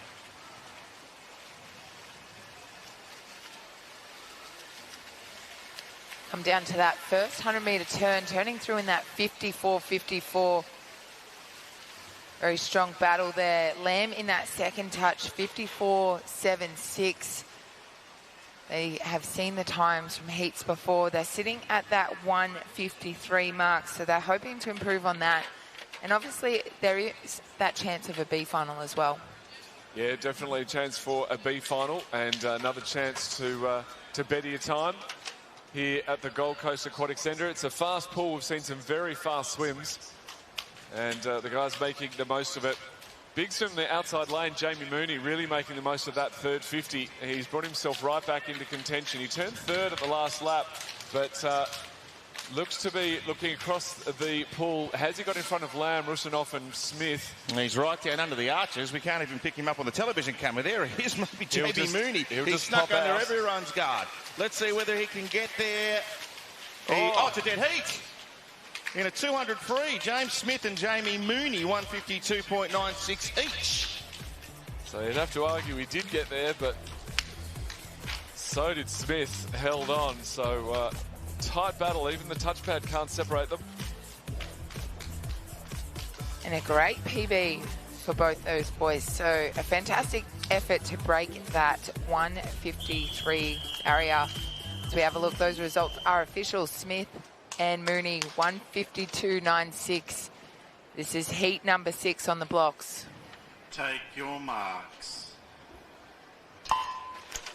James Gauci from lane 0, Charles Williamson lane 1, Flynn Jackson lane 2, Tyler Theodore lane 3, Jack Cummins lane 4, Karana Agung in lane 5, Enzo Fat lane 6, Aidan Langham lane 7, Kyle Taylor lane 8, and Jack Cartwright all the way out in lane 9. Turning through first is Cartwright out there, 25.51. Out in lane number 9, doing a great job out there. Hails from that St. Peter's Western program. We know that's a phenomenal freestyle distance program. Also does a bit of sprint too. Well, the action really is those outside lanes. Gauci and Cartwright in lanes 1 and 9. Taking through at the 0 and 9. Taking through at the halfway mark is Cartwright, as you say, 53.87. Got a healthy lead on the rest of the field. And I'm not even sure whether they know he's out there. They'll be probably looking amongst themselves in the middle of the pool thinking, okay, when are you going to move? When are you going to move? Well, it doesn't matter because Jack Cartwright's already moved, and with 50 metres to go, he's clearly the fastest swimmer in the pool at the moment. It's surprising to see him out in lane 9 because we know Jack Cartwright has been a Dolphins representative on a number of occasions. Has established a great body of work over a number of years. At 27 years of age, maybe on the comeback trail, but this is a good way to start because Jack Cartwright is storming away. May not have had an accurate 200-metre time, and that landed him out in that outside lane 9. And touches the wall in a 151.42. That is a quick time for an outside lane. Won't be quick enough for the A final, but B final is still in with a chance.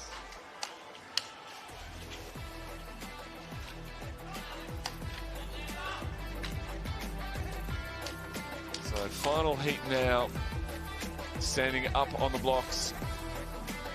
Now, we've seen Jack Cartwright on the team before. He got a bit injured and he's just coming back now. So doing a great job from lane 9 to take that heat number 6. As we move now, this is heat number 7. The final heat in the 400 for men. Jaden Condon lane 1, Matthew Clifford lane 2, Janice Mangang lane 3, Nick Alford lane 4, Alexander Clarence lane 5, Oscar Campbell lane 6, Harrison Hines in lane 7, and Alex Redcliffe in lane 8.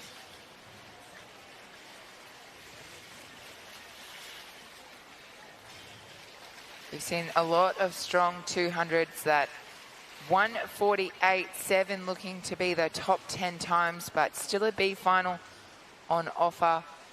Clarence doing a great job leading them through that first 50.26.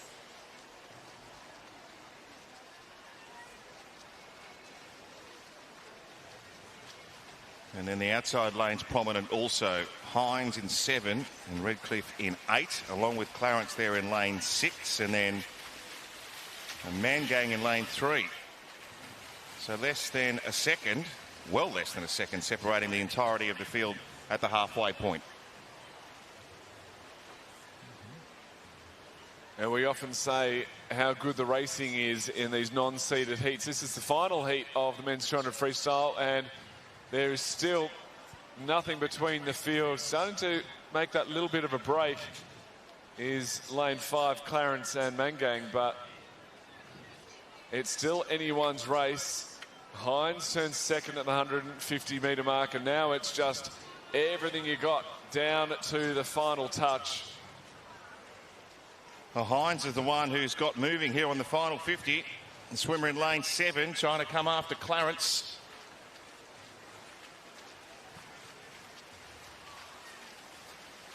Clarence with the lead, and he finds a second wind. Goes through to win, 154.8.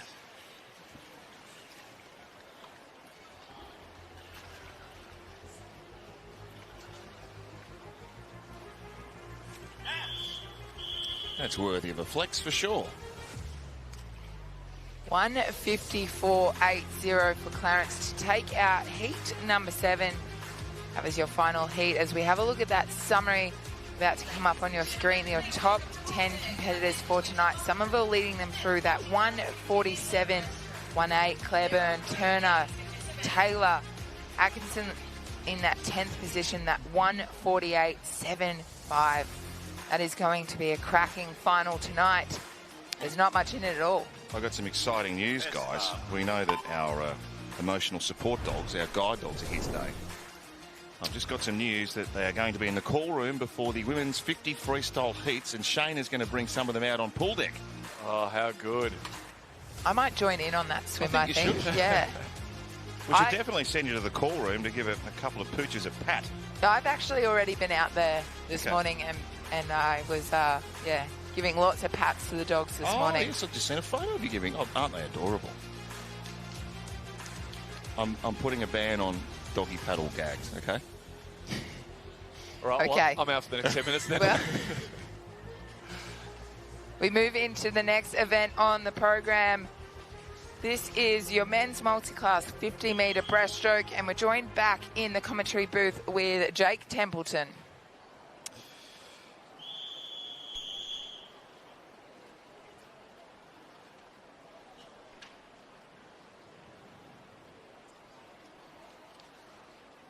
Take your marks. So the 50 metres breaststroke. The splash and dash over the 50 metres here. And a good start by Hijaj in lane 4. Swinburne on his right-hand side. And Sam Gould, who was in action earlier in the freestyle heats. Strong start here from lane 4. Quite a high stroke rate from Hijaj, and he's going to touch the wall first. A really strong heat swim there from Hijaj.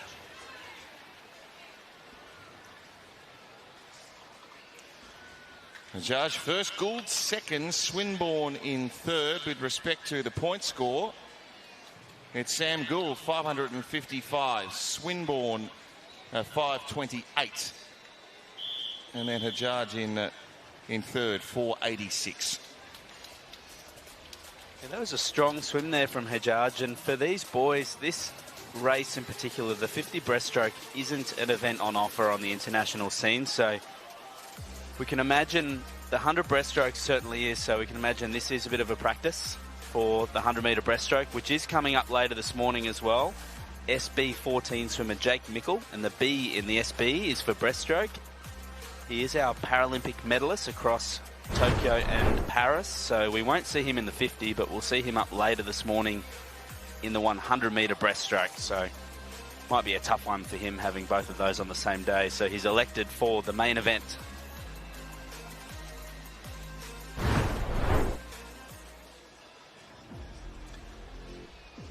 Still looking to tick off on those results from the first of 3 heats in the 50 breaststroke for our multi-class stars. You've been out wandering around, Jake, enjoying the sunshine. How good's the weather? It's absolutely beautiful here. That's incredible. A little break for me there, so I have been wandering the pool deck, and it's fantastic. Slight breeze. Tempted to dive in, were you? A little bit, maybe not so much. Maybe after retiring. Yeah, they're gone. I love coaching, mate. That's quite the start by Lincoln Adcock in lane 6. He pinged off the blocks, as did Luke Holder in lane 5. And then over in lane 4, looks like Riley Moore has taken the lead in the race. Yeah, that's a great start in the middle from these two boys. It's going to be a battle for the centre lanes, the yellow lanes, as they pass through 15 metres. It does look to be lane 4 at this stage. Riley Moore, our SB9 swimmer from Woden Valley. He's going to take charge here. 32.05 with 646 points. A really strong swim there from Moore. And we know that the 100-metre breaststroke for our SB9 boys is a really contested event. It is a Commonwealth Games event this year, the 100 breaststroke. So potentially a little warm-up there for Riley for what's to come, not only in the breaststroke this meet, but for this year as well. A great swim.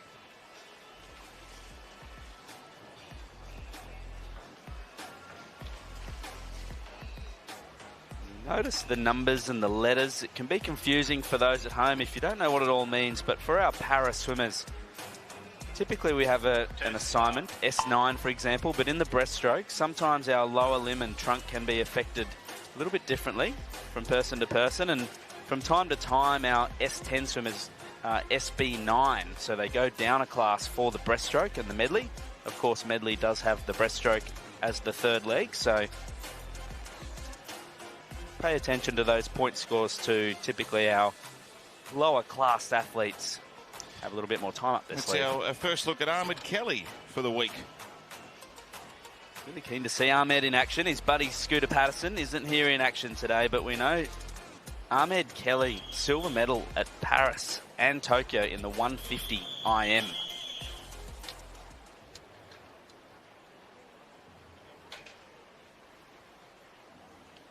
Take your marks. So Ahmed at the top of the pool in lane 1, one of the most popular figures in Australian swimming. Great to see him out there.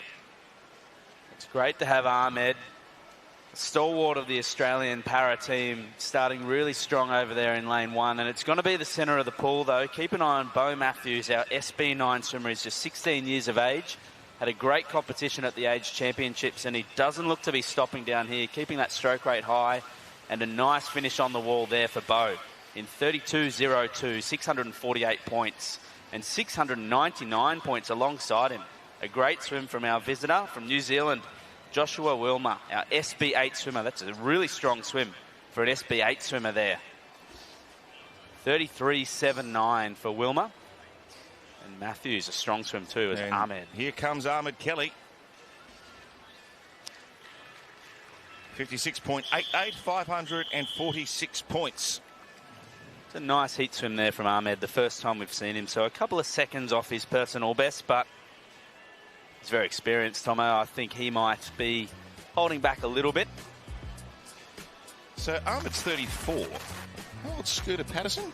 Did a little bit of research here. I should know this, but they're about the same age, Ahmed and Scooter.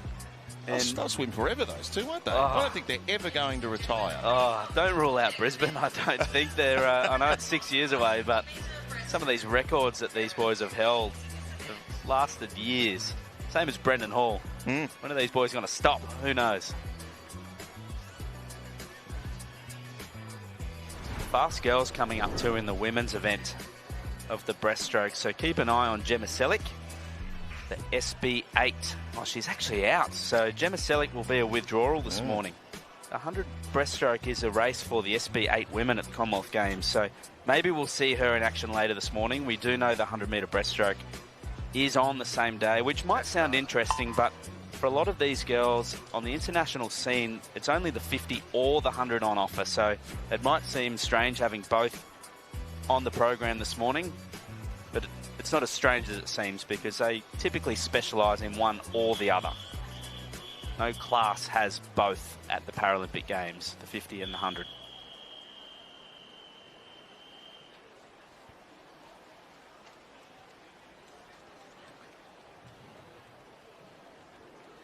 Take your marks. So no Gemma Selick, who was listed to start in lane 2. But a great start in lane 5. It's Kate Wallington, the Iron Woman. She's been swimming in so many different events over the last few days. Yeah, Wallington really pushed Lakeisha Patterson last night in that 400 freestyle. So an interesting backup doing the breaststroke this morning. Very versatile, this athlete, but it's going to be lane 4. Imogen Nolan, SB15 from Nunawading. A really nice finish there. 34-1, so 824 points is quite an impressive start in Heat 1. There's only 2 heats this morning, and as these point scores roll through, it does look like Nolan is going to comfortably swim her way through to tonight's final. As we wait for lane 1 and lane 7 now, approaching the wall. Fantastic swim there from Sarah Wallace, 53-4-1, and on the far side, Anderson in 58-4-5, but it's going to be Nolan dominating the point score there. 34-1-0 from our hearing impaired athlete from Nunawading. Yes, the 18-year-old. Big point score. Anything over the 800 is pretty good going, and Imogen Nolan a dominant winner there. On both time and points, so not always is the middle lane going to top the points, but in that case she certainly did a great swim there.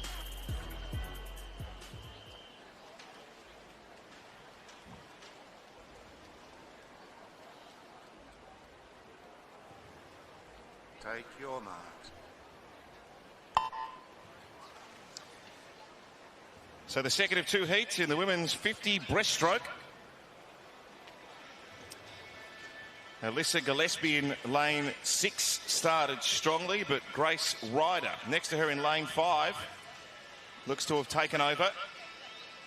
It's going to be a battle for the middle lanes there, and we do have a vacancy in lane 4, so it is going to be a Grace Ryder there looking strong, but pushing her is Summer Dalloway over in lane 3, our SB14 athlete. So a nice battle for that first position in terms of our time. We do know the point scoring system is key though for our para swimmers. A great swim there. 41.38 and 40.86 for Ryder.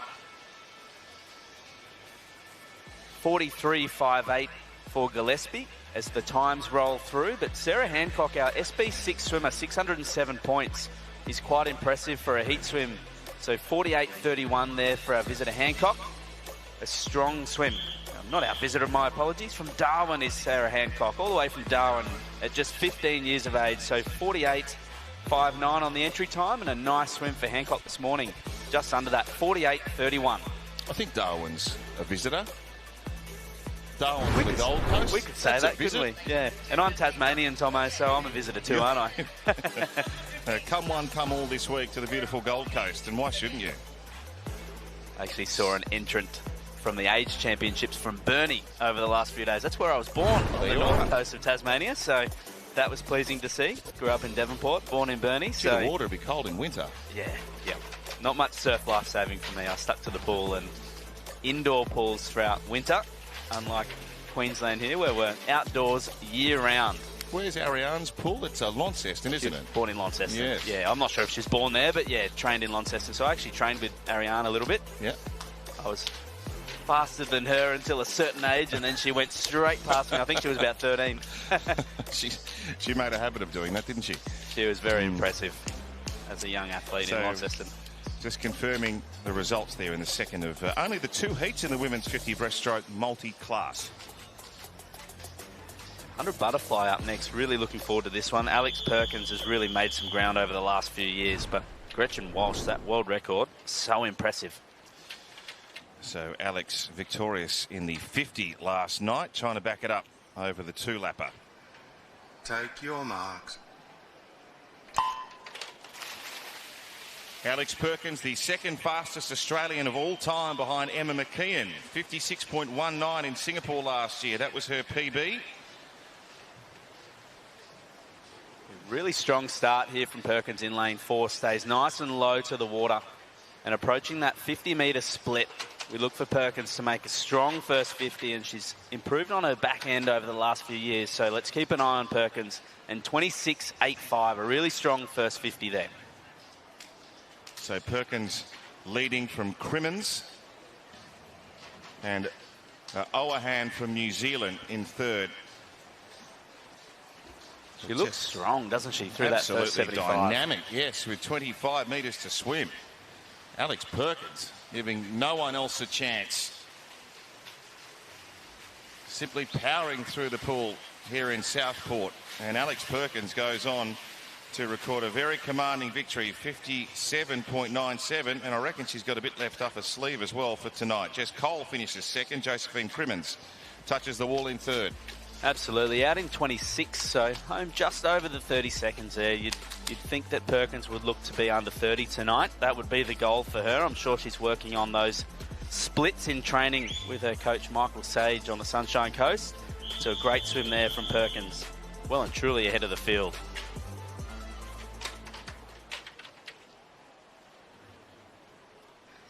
Take your marks.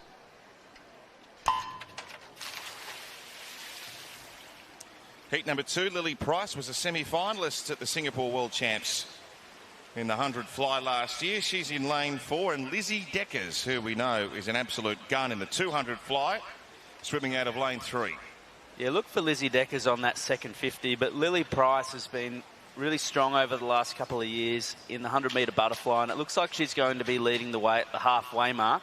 Perkins was out in 26, so a little bit ahead there of these girls in that first 50, 28.07 for Price. But potentially a little bit of back-end work this morning for her. We'll see what time she can clock in the preliminaries. So Isabella Boyd in lane 5 is really taking the race up. Watch for Deckers late. It's a really tight race, this one, and lane 7 as well, Tomo. Eloise Doolan from the Sunshine Coast, USC Spartan swimming well, so a much tighter race than Heat 1. I reckon Deckers is finishing over the top. It's going to be tight. Oh, no. Boyd's got there. Deckers in second position. Price has got third, and Doolan, the swimmer you mentioned, Jake, out in lane 7, has finished fourth. Well done, Isabella Boyd. That was a strong last 50. Plenty of 59s there as well, so it might be a battle of that sub-minute to make the final, and we move to our third seeded heat. We do have Brittany Castelluzzo here from Tea Tree Gully, 57.99. She looks to be a withdrawal, is she? Not sure if she's there.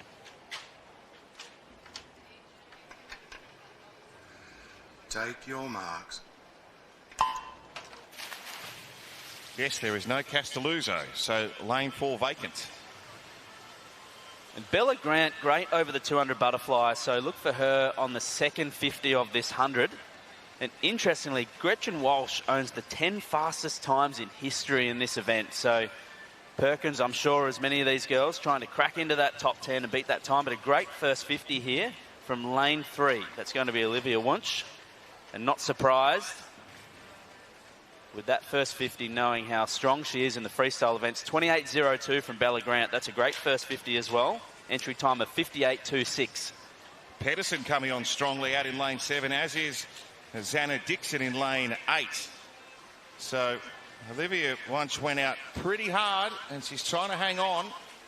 Those last 15 metres are a battle in the 100 butterfly. We need to hold our stroke together and get the hands on the wall. It's going to be Wunsch, though, touching the wall first, just ahead of Bella Grant.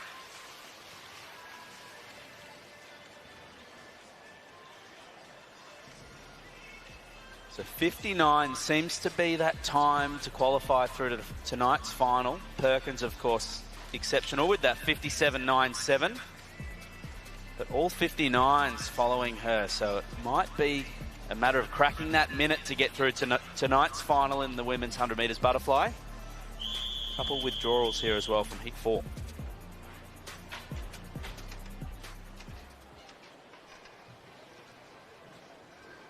Take your marks.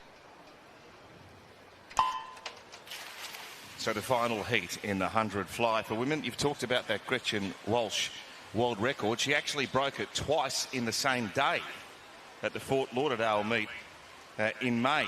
She went 55.09 in the heats and then 54.60 in the final. The first woman in history to go under 55 seconds. It just shows how important form is, and there are a few things that can play into confidence, but the biggest thing for me is that form. And 29.42, a great start there from our visitor. Lucy Abbott in lane 6. So taking it to the rest of the girls here. A vacancy in lane 2 and 4. So a couple of gaps across the field. But in this final heat, quite a few entry times of 103 and 104. So we'll see if any of these girls can get close to that minute mark. We know that's the standard from those first 3 heats for making it through to tonight's final. So Abbott looking pretty strong. She's coming under assault late in the race. And she's got enough to hang on. And Lucy Abbott beats Aisha Apthorpe. And Madison Chandler from lane 3 has finished in 3rd. 104.38, a strong swim, so just off the entry time there. For a lot of these girls as well, it may be their first National Open Championships. So a great opportunity to race and be in the call room with some of our superstars, such as Perkins. With Emma McKeon as well retiring. Perkins, of course, and Brianna Throssell as well, being the main girl in the 100 metres butterfly. Interesting to see tonight the qualifiers. We know Perkins will be, of course, on top, but lots of 59. So it was that minute barrier you would need to qualify comfortably for the final.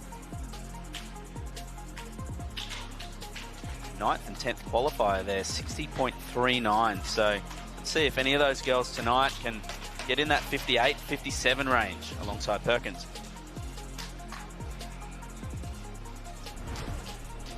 Men's 100 metres breaststroke coming up now. Let's see whether Bailey Lello can continue his red-hot form from the opening day.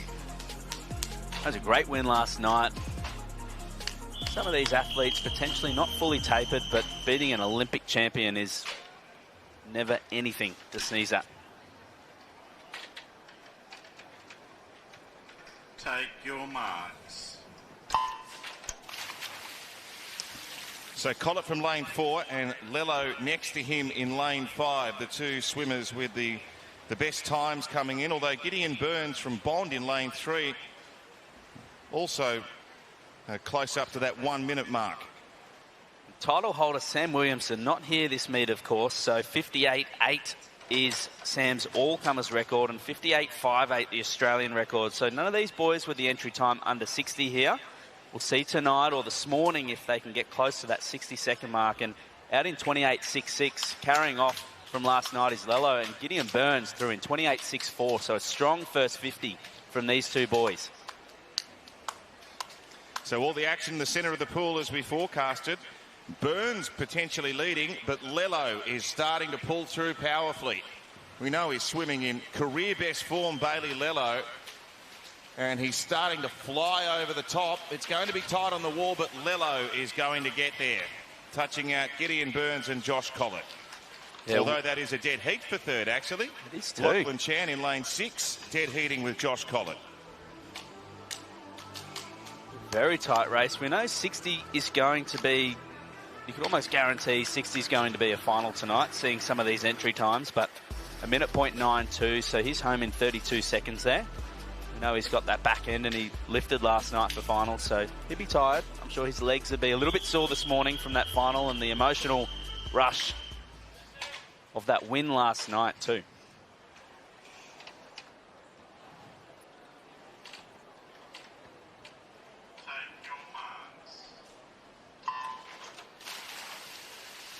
So Nash Wilkes, who represented the Dolphins at the World Champs in Singapore last year, swims from lane 4. That was his Dolphins debut. He was actually DQ'd in the 50 and missed the semis in the 100. And also Zach Stubblety-Cook swimming next to him here in lane 5. Yeah, the 27-year-old Zach Stubblety-Cook, we look for him on that second 50. We know he's not going to be the fastest over the first 50 unless he surprises us. It's going to be 28s through and Zach out in 29.64. So he's going to have a bit of work to do over that second lap. But we know his experience will hopefully come through, but a lot of white caps there, and the boys in the middle look to be lifting. They're not backing off. They know how tough it's going to be to make this final. Looks like it's going to be lane 4 at this stage, Nash Wilkes, but lane 3 as well, making it hard for him. Yeah, Cameron Jordan from Bendigo East, and over the top comes Zach Stubblety-Cook. Has he left it too late? No. He gets there by a fingernail on the wall.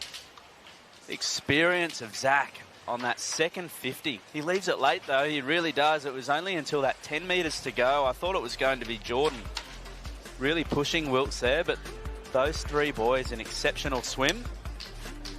You would think that that might be enough to make the final, but we've seen this morning already that the first couple of heats, it is really tough for them. They are the ones setting the standard. They are the fastest qualifiers, but sometimes it's nice to see some heats before you first. Zach Stubblety Cook, the silver medalist at the last Commonwealth Games, behind England's James Wilby, and Sam Williamson, who, as you correctly say, isn't here because of injury, was the bronze medal winner. Heat number 3. And Sam recovering from injury, which kept him out of the world titles at the end of last year. He's returning to action. And he is, in fact, here, Sam Williamson. So that's my apologies. A great start from him as well. So how dare I miss Sam Williamson there? It's a great start from him. He suffered a terrible leg injury last year. Absolutely. And 28.46 there from Sam on that first 50 is really strong. So we look for him on that second 50 as well. He's got all the experience and the all-comers record here. 58.8 is a fantastic swim from Sam. So he doesn't look to be slowing down on that second 50. Taking the lead and taking charge, just like Lello in that first heat. So Sam Williamson looking really strong in this 100 breaststroke, his first race of this meet. Yes, this is some way to announce your comeback from injury. Sam Williamson, very impressive. 101.01. And he'll be hoping to go a little quicker than that, I'm sure, but blasting off some cobwebs perhaps after a very nasty leg injury which required surgery. He escaped my eye there, Sam Williamson. I should have presumed he would have been in that first heat, but in heat 3, with an entry time obviously not his personal best, 60.46, so blowing the cobwebs out, as we say, is a real thing. There's a bit of nerves that play on the mind, and having not raced for a while too, it is a different thing racing versus training.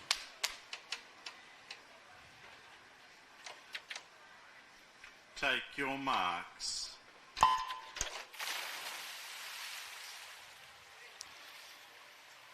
So this next heat underway. We've got 8 heats overall in the men's 100 metres breaststroke.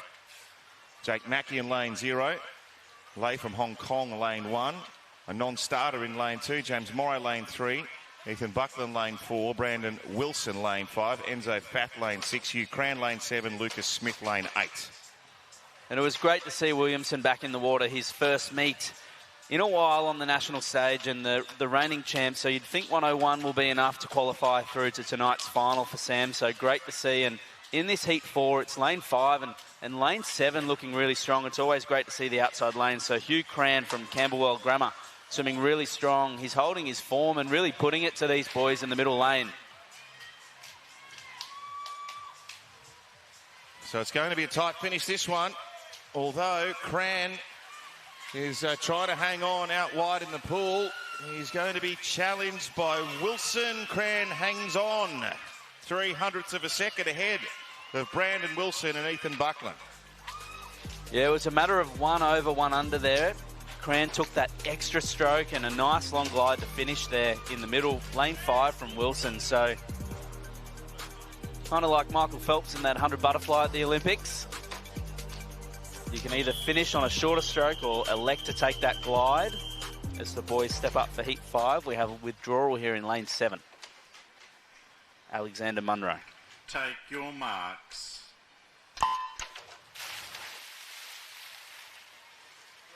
William Brownlee, lane 0. Fletcher Luscombe, lane 1. Adam Selwood, lane 2. Jordan Greensill, lane 3. Linus Shard, lane 4. Charlie Sewell, lane 5. And Damon Arn, lane 6. Ryan Chung, lane 8. And Ashley Lansbury in lane 9. A really strong start here from lane 4. He's taking it out. And in these later heats, the unseeded heats, you have to do that. If you want a chance to make it through to the final, it is something you have to be willing to do. And 30.14 is a really strong start here from Shad. 19-year-old with a 105.56 entry. Let's hope he doesn't pay for it on the back end, though, as some of these boys in the outside lanes, just outside of him, looking to take charge here. He seems to be holding strong, though. But the challenge is coming from a wider out on the pool. It's Adam Selwood who's gone home the fastest and taken victory. Second in lane 0, William Brownlee, and Jordan Greensill in third. Although we might have an issue with a touchpad again. That troublesome fourth touchpad hasn't registered, so perhaps those results might need clarifying. Yeah, they might be, and at the end of a race too, you do need to apply a bit of pressure to those touchpads for them to work and activate, and in turn for the time to show up on the scoreboard. And our system here as well, Tomo, in front of us. So when the athletes are tired and having to stretch for the wall, they do need to apply a bit of force. They are very sensitive, which is good, but we've seen already that if you don't touch it, that finishing touchpad strongly, but they are coming up now, and our results looking to be official. But what a swim over the far side there from Adam Selwood in lane 2. Way under his entry time. Take your marks.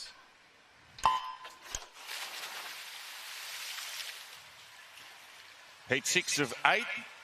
Dylan Zylstra, lane 0. Karen Fernandez, lane 1. Damien Lane, lane 2. Christian Toya, lane 3. Lachlan George in 4. Cade Knight 5. Dane Schneider 6. Frederick Moravec, lane 7. Jeremy Bhutan in lane 8. And Josh Whittingham in lane 9.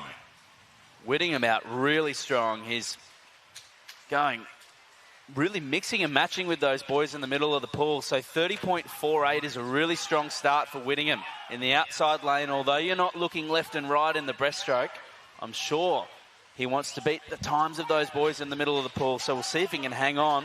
The boys in the middle lanes now starting to pull through. Lane 4 and lane 6 looking strong. And Whittingham's dragged out Boutard as well from Melbourne in lane 8. So as we become used to, these unseeded heats are providing some pretty compelling racing. But in the centre of the pool, victory to Lachlan George, who's finished stronger than the rest of his opponents, 105.61. Second to Damien Lane, over in lane 2, and Dane Schneider in third. A really strong back end there from Lachlan George, and we say that, but it may not have been. Swimming is a matter of trying to just hold on and keep your splits as consistent as possible. So in the middle lane there for Lachlan George, it was probably more of a case of him if he actually held his technique. Some of the other outside lanes there, like Whittingham, he did fall off towards the end. Quite a gap between the first and second 50. Take your marks. The penultimate heat of the men's 100 breaststroke. Alexander Eaton in 0, Damien Koo, lane 1, Joel Fraser 2, 3, Charlie Gray, 4, Edwin Gow, 5, Patrick Forster, 6, Mitch Large, 7, Joel Edwards, and 8, Kean Knight. And personal best is all these men can ask for in these later heats. It is always great to see some of them sneak through to the A and B finals, but just a great chance to race too. This is what we do the training for day in and day out.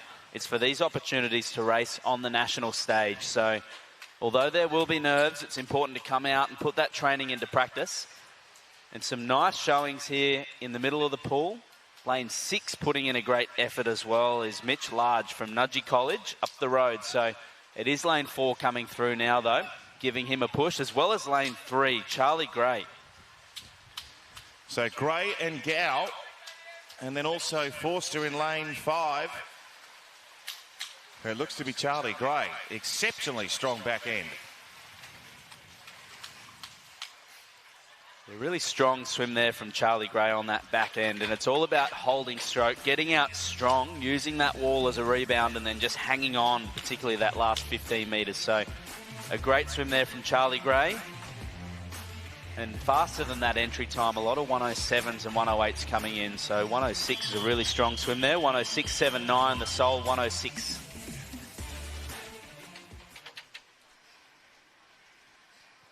Take your marks.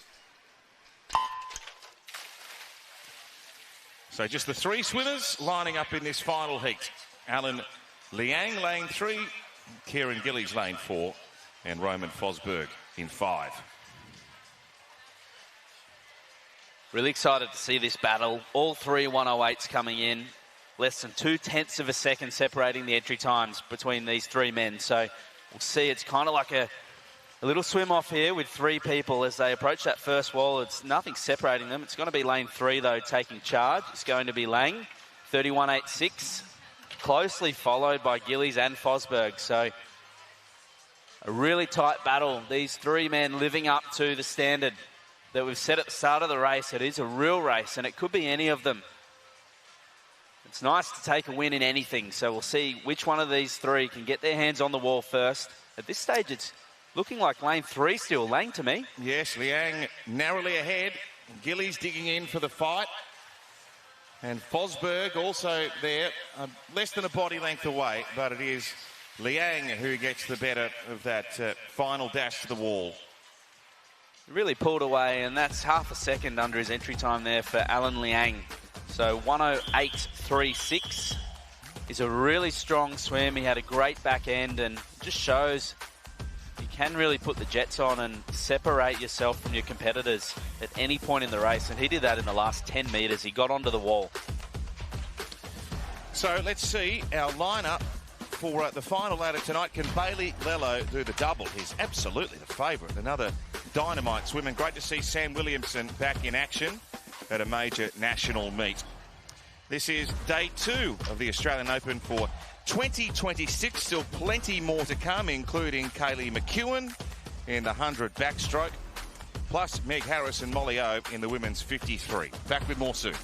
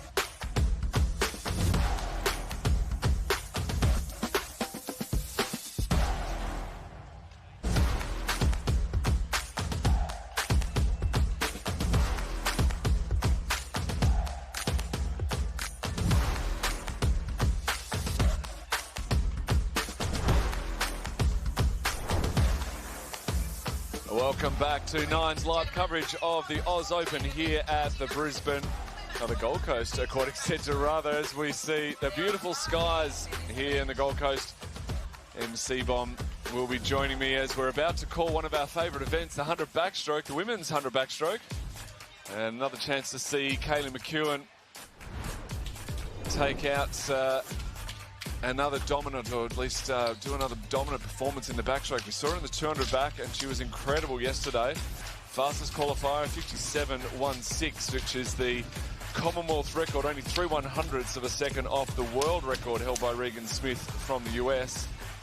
We saw that marshalling room just before on the screen, and it was packed with competitors. So we know Kaylee has really made this backstroke event ever so slightly more depth in this event over the years, and she certainly is so strong. She holds the 50 and the 200 world record, and obviously, like you said, just 0.03 off that world record. She has a great rivalry with the US, with Regan Smith. They have quite the battle every time, and they seem to just take world records off each other. Take your marks. So back and racing in Heat 1 of the women's 100 metres backstroke. Kaylee McEwen, fastest qualifier in the middle of the pool, and what a dominant start. She has one of the best starts in the business, and you can see already pushed out a strong lead in 15 metres. Just holding that very steadily over that first 50 metres off this race. Those backstroke flags waving in the breeze. Slight adjustment onto the wall and turns it to 28.87. So nicely out so far and pushes all the way 15 underwater. Her processes and skills are excellent, and that's what you've got to be one of the world's best. Yeah, we spoke about that last night in that 200. Her skills are just incredible. She's really a dedicated athlete. She's got 15 metres left to swim, and look at that race. Like, wow, for just 100 metres, she's so far in front of the rest of the field. As she comes down to that wall now, she will touch in that 0030 in front of Burgess there, that 101.68. And that third touch, Sheldrick out there in lane number 6 at 102.36. Yeah, Her best time in that program, that 57.1. So you think, Jake, that 00 must have been a little bit of an easier swim for her this morning? Yeah, I would say so for Kaylee there, and a very experienced campaigner. Been lucky enough to train alongside Kaylee from time to time, and we know that she has the biggest eye for detail, very hard on herself, and I'm sure she'll say that was a terrible swim or something along those lines this morning, but I think we know that she probably held back a little bit. Yeah, it was a very easy 00 swim. So right on that minute mark, we see that underwater butterfly kick from the start and into the turn. Just really good at those skills. So we assume that she's going to get that fastest time. 59.36, in fact, her time was changed, so perhaps that touchpad a little bit late on the touch and been fixed up, which is why we've got a bit of a delay. Jake, like you said, she is so critical of herself, and we saw that last night. She swam a 2:05 last night in that 200 backstroke and was not happy about it at all. So it's interesting, like you say, she just is really has that eye for detail, and she wants that every single time she swims. She wants that best. Absolutely. She is so hard on herself, Kaylee, and it has really drilled some good standards into her, and she's always hard to beat. She loves a race as well. So that top marker so far, Kaylee McEwen with that 59.36. This is heat number 2. So after a little bit of a delay, heat 2 is underway, and Molly O, better known for her freestyle, but I'm a big fan of her backstroke, and so great underwater puts her in front of the field. This outdoor pool does make it tricky in this backstroke, doesn't it, Em?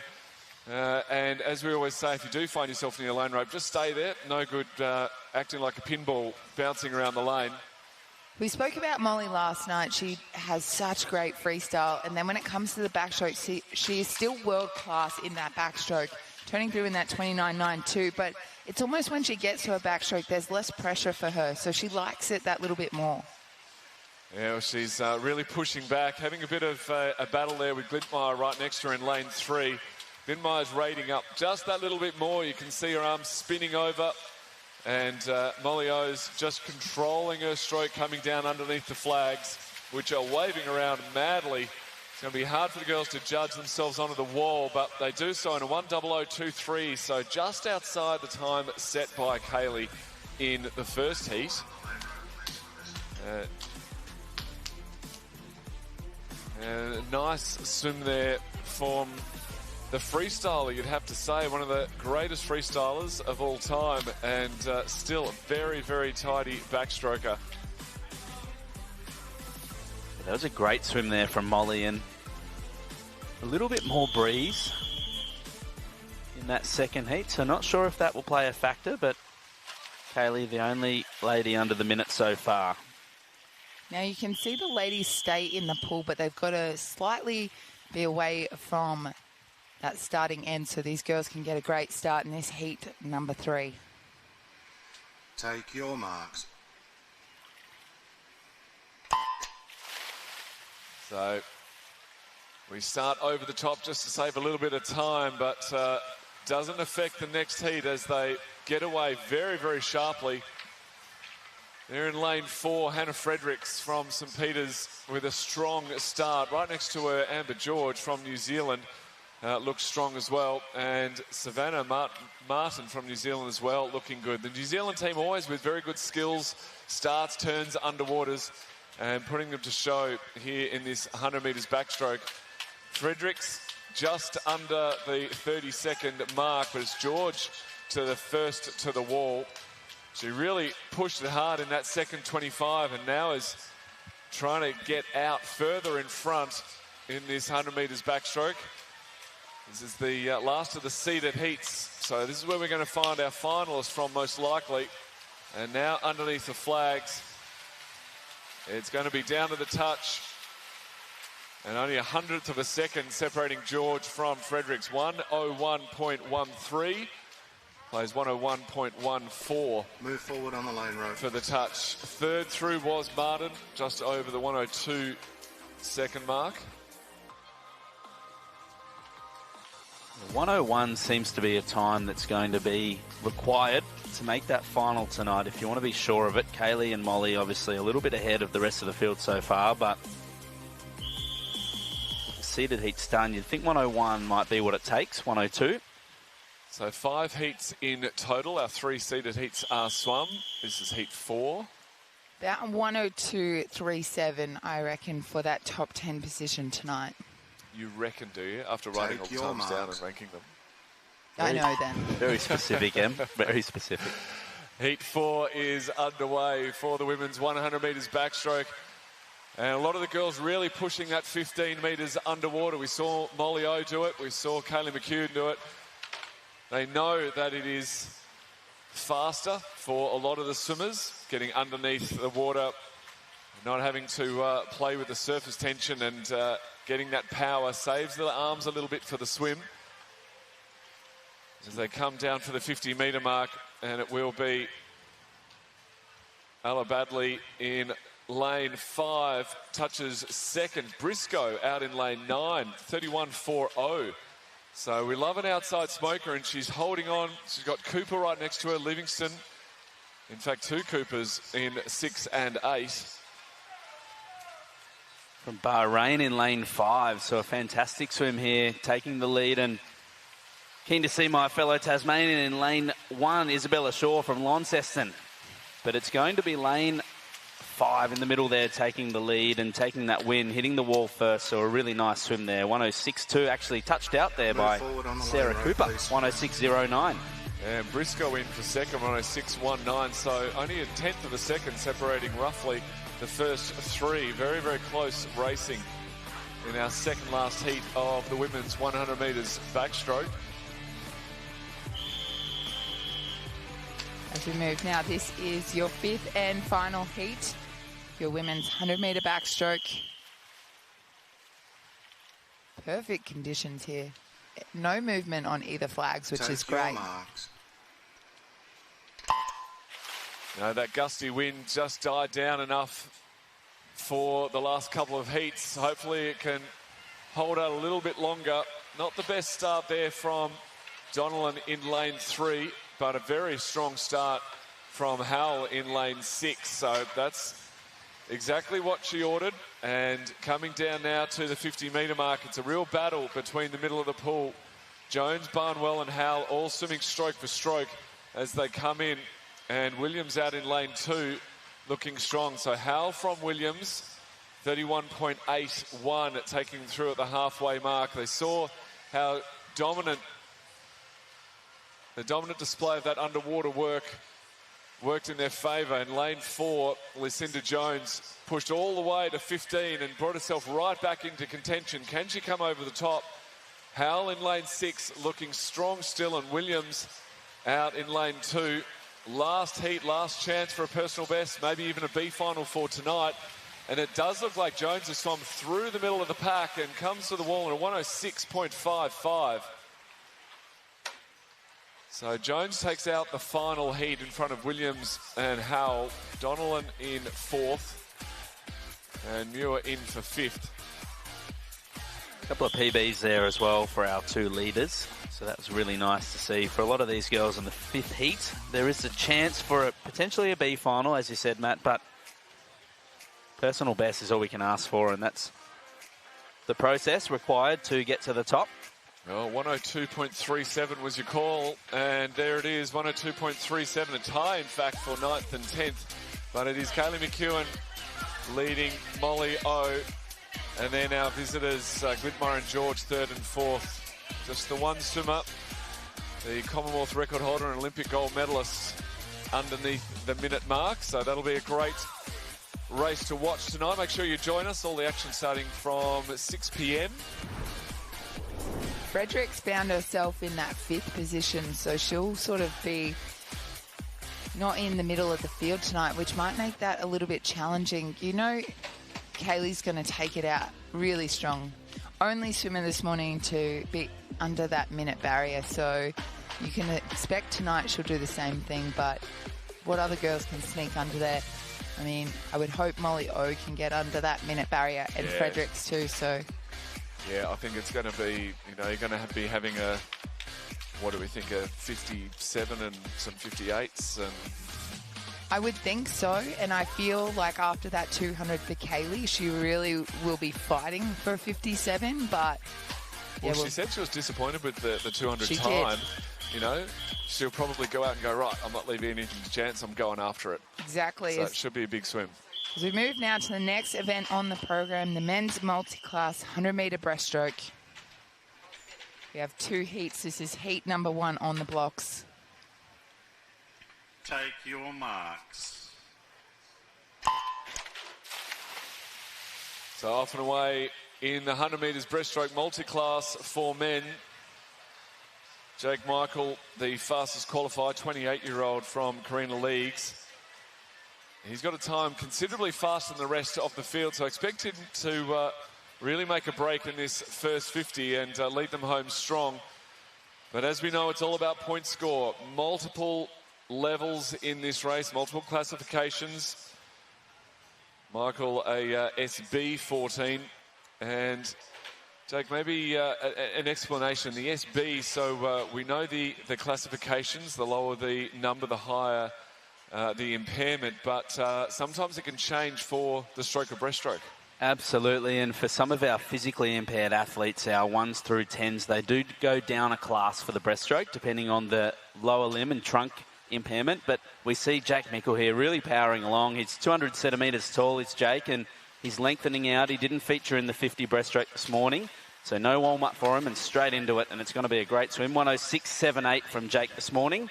The reigning silver medalist is Tim Hodge, our SB8 athlete in the pool as well. So 732 points from Hodge, a minute 14.34. So it's going to be these 2 boys that have put in a great performance and look to be topping the points as the remaining athletes close in on their final 25 metres. Yep, still waiting to get all of our point scores, but that 825 from Jake is going to be tough to beat. Just the 2 heats this morning in the men's multi-class 100 metres breaststroke. So the top 10 going through to tonight's final.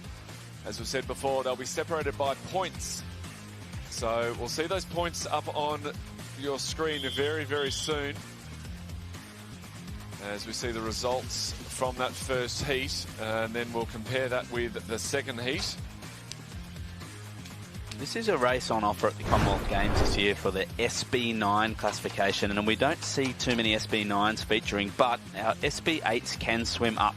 So it is a tougher competition for them, swimming up a class, but we might see Timothy Hodge potentially this year at the Commonwealth Games.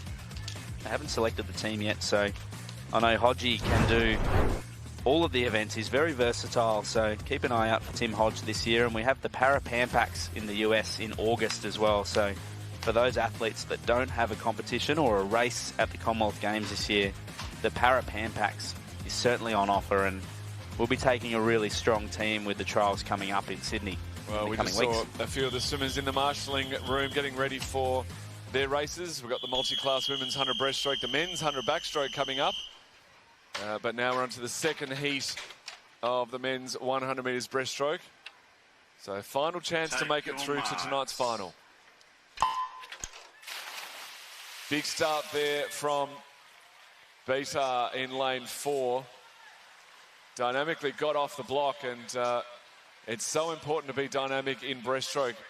A lot of people think breaststroke's sort of a nice, easy stroke, but it is so powerful, so dominant on the kick and that in sweep. And often the biggest guys on deck will be the power breaststrokers as they do power down to the 50-metre mark. And will be Ricky Batar SB14, 22-year-old from USC Spartans. That's a good first split there from Ricky in 34.11. So I've seen him train. He's a powerful athlete, but he does have a really good fitness and endurance base here. Training up on the Sunshine Coast with Harley Connolly, our SB14 swimmer, and he finished last in his first swimming carnival at the age of 9. A little bit of Michael Jordan in that, guys, and he's made obviously a really strong start to this swim this morning, but he's going to have some competition in lanes 3 and 5 alongside of him. Yeah, Vilmar really coming through hard in lane 3, and Smith Franklin looking good there in 5. But you're right on there, Jake. It is Vilmar, 114.03. We'll take out that second heat. But we look at the point scores. 742 is the highest point score so far in this second heat. As we wait for our final few swimmers to come in. The Grain S18 with 637. That is the second highest point score there in lane 8. So it's a great swim in the outside lane. And Doolan touches in a 477 points, 146.22. It looks about 500 points we can assume would be almost a finals berth there as we wait for those points and times to come through. But Ricky a little bit off the pace there with his personal best. He is a medley swimmer and he is great at the backstroke, so potentially there the breaststroke is maybe a warm-up event for him. Solid beard though. Amazing beard. We can only dream of that, can't we? Yeah, looks almost religious. He's a big, strong guy, is Ricky, so obviously puts in a lot of hard training. Well, the girls are up now in the multi-class 100 metres breaststroke. 2 heats again for the women. Nolene Ponto, a 14-year-old, leading the charge, is missing. I'm looking at the blocks and she's not there. I was expecting to see her swimming. She actually hasn't swum all meet, has she, Jake? She was entered in the MC program for the age championships. It's a shame. She was so exciting last year. Yeah, she's she pulled out this morning as well. So we always like to see our fastest swimmers at the meet. So we hope she's well. Well, that fastest qualifier in this morning's heats then gets inherited by Stephanie Brazese in lane 5. Take your marks. So nice start there from Brazese in lane 5 for this 100 metres at breaststroke. Comes up very powerful and strong. Also Jones out in lane 3 is looking good. So the 2-lapper is important to get yourself out swiftly, but not so much that you're not going to be able to perform in the second 50. A lot of our breaststrokers and 100-metre swimmers will try and back end the race, meaning that their focus will be that second 50. And the girls coming down now to that 50-metre touch. It will be our swimmer in lane 5. Touches first in 37.93 in front of Jones out in lane 3. Hines through 3rd, Dulway in 4th, Gerard in 5th. So 2 heats, as I said, top 10 going through to tonight's final. All judged off point score, so it's always the race that keeps on giving. We have the race to the wall and then the race within the classification. Jenna Jones over there in lane 3 has had a really strong swim so far. We've seen the Paralympian take on the breaststroke a little bit more over the last couple of years, but it is going to be lane 5, swimming really well to the wall there is our SB14 swimmer. So she'll touch in 1 minute 21.1, 700 points. And at the Commonwealth Games this year, the SB8 100 breaststroke is on offer, so keep an eye out for our SB8 swimmers. 1 minute 26.31 there for Jones and 1 minute 29.19 for Hines. So a great swim there from the girls. There are 2 heats, so there will be a tough battle to see who can make it through to tonight's final. So SB8 would be Alyssa Gillespie in lane 2. So 496 points, so that's some good information. 700 points, though, is still leading the charge from Brazese, who looked great in the water. Really nice breaststroke. Timing is so important in breaststroke, and she had a beautiful stroke to get down to the wall first.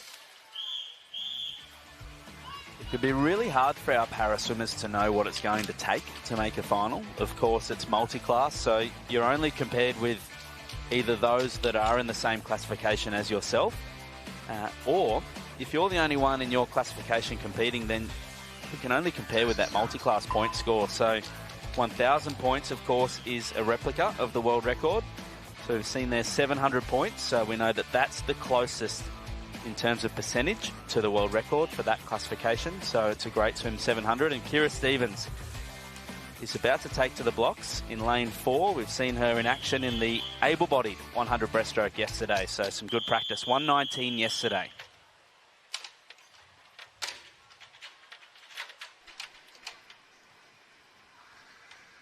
Take your marks.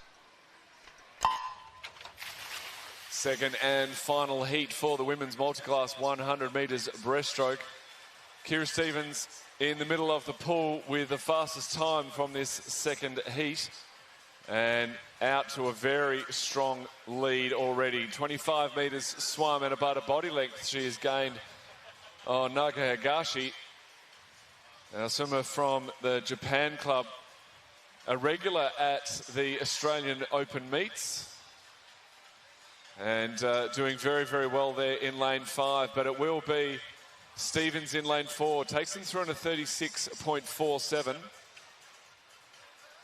Entry time of 1:17.59 here for Kira. So from Harvey Bay, relocated to the Sunshine Coast, and now training under Mel Marshall at Griffith University. No stranger to breaststroke, of course, and 1:19 yesterday in the able-bodied version of this event. So a really strong swim here from Kira in lane 4.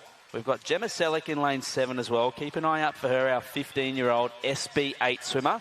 We saw the SB8 swimmer, Alyssa Gillespie, in the previous heat, but it's going to be Kira Stevens looking really strong as she approaches the flags in the final 5 metres. So what time will Kira post this morning? It's going to be a little bit faster than she swam yesterday. 1:18.33 there from Kira, and 1:23.25 there from our visitor, Naka Higashi, in lane 5 alongside of her. So we'll see these point scores roll through. It's been a busy morning from lane 0, Sarah Hancock as well, all the way from Darwin. So we'll keep an eye on these point scores as they roll through, but a big bunch there, guys, in the middle with 400 points across the board for many of our swimmers. Yeah, great swim from Stevens, less than a second off her best entry time. Naka Higashi only 100th of a second off, but it will be Stevens with 744 points. So probably one of the biggest points haul of the both heats as we see the results from that second heat. 744 plays a couple of 600s and down to a bevy of 400s and 300 at the back of the pack. We now move forward to the men's 100 metres of backstroke. Australian record holder Mitch Larkin, 52.11, and the world record from Thomas Chekon, 51.60, set 2022. Fastest qualifier, Kalani Island, with a 54.24. He'll be in lane 4 as usual, and surrounded by Enoch Robb, Zachary Dell, Ryder Lambert. We've got Joshua Edwards-Smith in the next heat, and Bradley Woodward to look forward to in the third heat as well. So 5 heats in total of this men's 100 metres backstroke. Think about the amount of work that has gone into all of these athletes, and now is the day to perform. It's going to be pretty close to 54.24, then 54.28, 54.45 for those top boys. So big start from the boys in the 100 metres backstroke. They push back and now battling for line honours at the 25 metre mark, and it's going to be the middle of the pool. Enoch Robb with a great first 25 has probably got the lead from my eye, but Kalani Island now coming through hard. So 5 metres to go, and he's extending that lead is Island. He touches first at 26.7. So just 2 of the swimmers getting underneath the 27 mark. So not a bad start to the 100 metres backstroke, but they're going to have to come back super fast to get into those fast times. And now 15 metres to swim, and it will be Enoch Robb, who's just inherited the lead. He's pushed that second 25 really hard. Also looking good, Matthew Magnuson out in lane 2. But it will be Robb, 55.54, then Ireland, 55.98. And then Magnuson just pushing Dell back into 4th.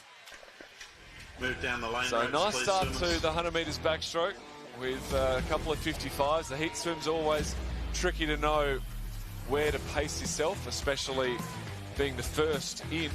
We've said that a few times, haven't we, Em? And the second heat getting ready now have got that information. They know what has been set down.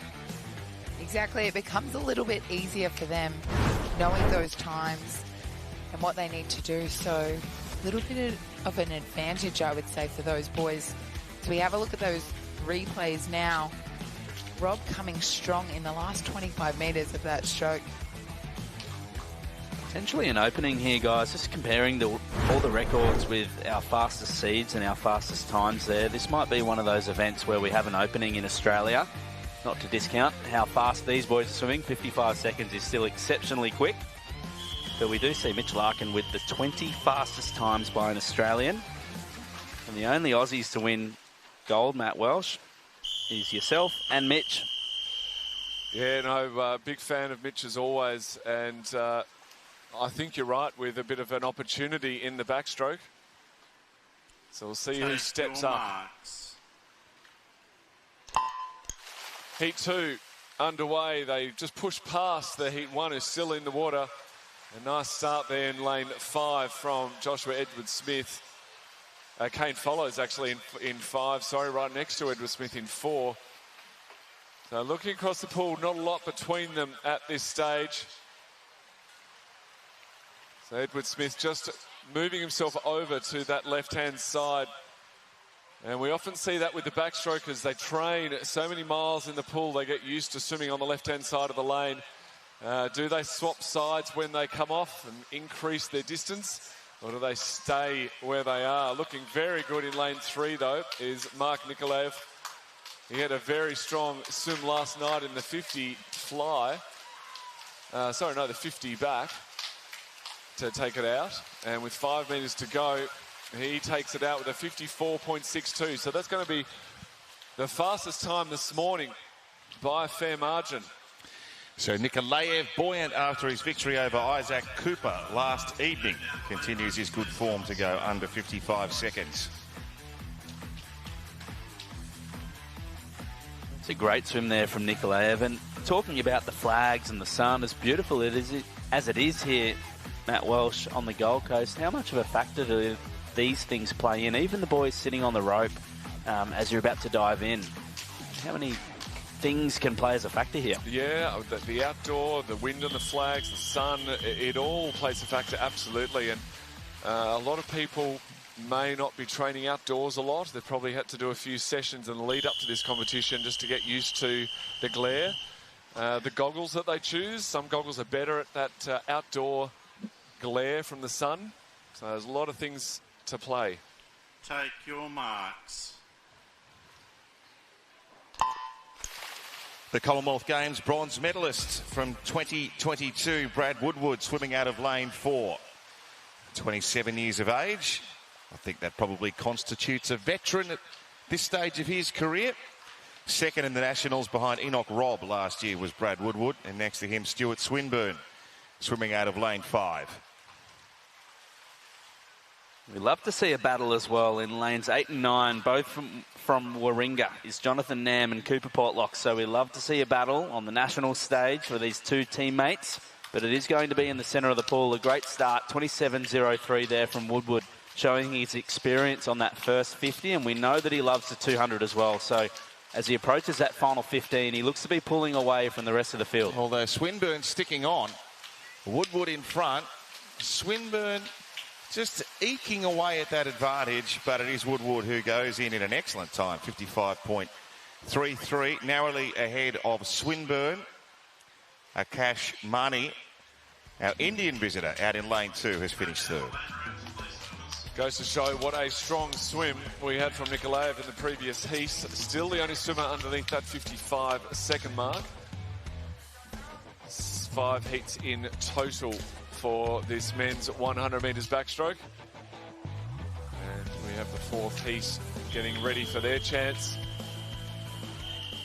It's going to be tight making that top 10 a lot of times in the 55s, 56s. And the B final will be just as tricky to make.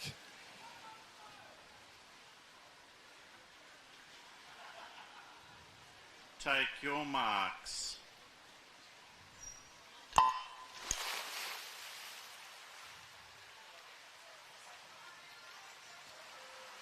The second last of our heats in the men's 100 backstroke.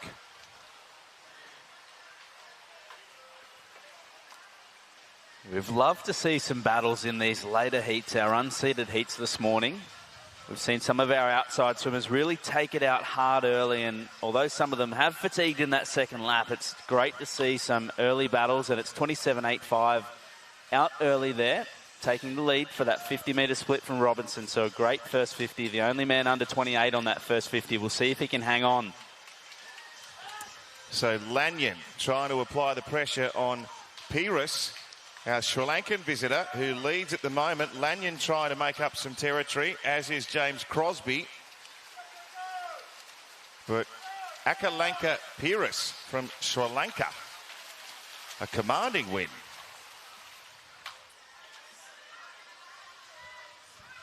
That might not be far off the potentially there for a B final. Move down the lane ropes, please. Great swim there from Peiris. 57 seconds.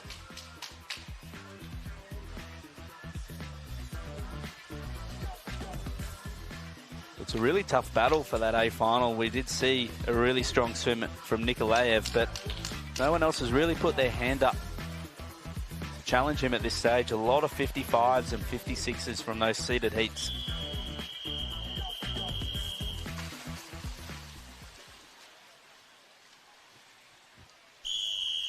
So you'll see at the start our swimmers just getting themselves ready on the wall. I'm always interested to watch when they say take your marks. They all raise themselves at different times.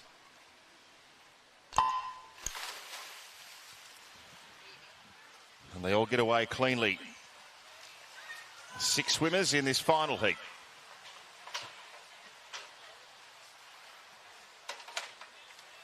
Withdrawal there from Oscar Campbell out of lane 6 from Nunawading. So there's a gap between Lees and Phillips. Silas Phillips from Miami just down the road, and he's started really strong and mixing it with the boys in the middle of the pool, but it's going to be the centre lanes. 29.11 in fact from Shepherd, taking it out strong. A really nice first 50 of his 100-metre backstroke. But Kieran Lees gets the better of that turn and surges to the front now. And still Shepherd somewhere in the mix over in lane 2. He might have a second wind here, Duke Shepherd. It looked like Kieran Lees was about to go past him. But he started with a real flurry, looked a little vulnerable, but Duke Shepherd has gone on to win in 59.35. So he breaks the 1-minute barrier and has lowered his entry time by the best part of a second. Quite often find that where I've had that before, where you're stuck on a barrier like a minute or a 30-second barrier, for example, but then when you do break it, you smash it. It's funny that I almost don't like to call it a barrier, but that mark, but it is almost a mental barrier, whether it's 30 seconds, a minute, whatever that is. Yeah, it is. It takes so long sometimes to get it, but once you do it, you're like, oh, it's actually not that hard at all. Yeah, it's you can do it every time now. Yeah. So you saw there on the qualification page, Mark Nikolaev looking to back up and do the 50-100 double.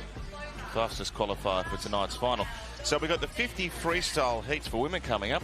Some big news, disappointing news. Meg Harris has pulled out. Yeah, we've had a few withdrawals from the 50 free, unfortunately, but still plenty of swimmers in. We've got 9 heats in total for the women's 50 free. And as usual, just the top 10 going through to the A final. Next 10 to a B, if we have one, which I believe we will. The Australian record there, Kate Campbell, 23.78. That world record, 23.61, Sarah Shellstrom. Molly O as well. Molly O'Callaghan. Don't see her very often in a 50. A lot of the girls backing up after the 100 free last night.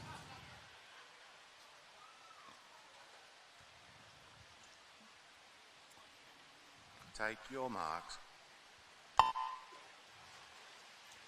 So with no Meg Harris in lane 4, Olivia Wunsch, considered the favourite to go through and win this opening heat. She started powerfully, as we'd expect. Wunsch leading, Chelsea Edwards in lane 3, swimming a fantastic race as well. Very little between them. Olivia gets there on the wall. Edwards in second, Dominic Melbourne in third. Strong swim underneath the 25-second mark. 24.78 to get to the wall first. We're going to see a few withdrawals from this 50 freestyle. Perhaps for some of these girls, it was just an entry that they put in. Maybe a bit of fun, the 50 freestyle, but as the meet goes on, they might look to prioritise their main events. So Shayna Jack's out on pool deck with a special friend. So we've got Evie, Elton and Clover, the pooches, Take your marks. out on pool deck. How adorable. Oh, like the sound of that starting gun as they're off and racing in the second heat.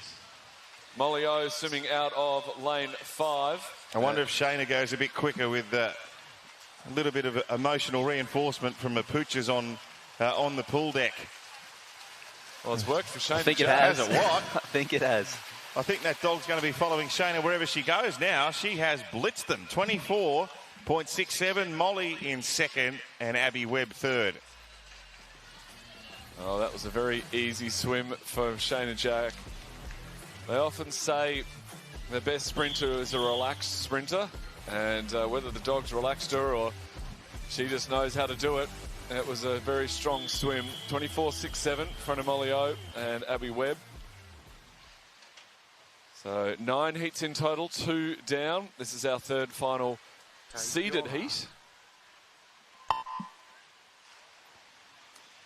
Featuring Alex Perkins, who's been outstanding in her 2 butterfly events so far. I'm trying to back that up from lane 4 here in the 50 freestyle heats. Miller Jansen, Hannah Casey also in those centre lanes. Hannah Casey looking very strong at the moment, but I think it's going to be between 3 and 4 on the wall. An absolute blanket finish. Perkins. It's a tie. Dead heat. Perkins and Casey in 25.33. So a little bit off the ultimate time of the first few heats, first couple of heats, but nothing separating them onto the wall.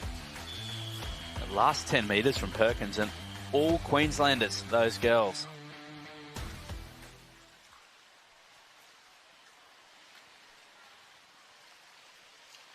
Take your marks.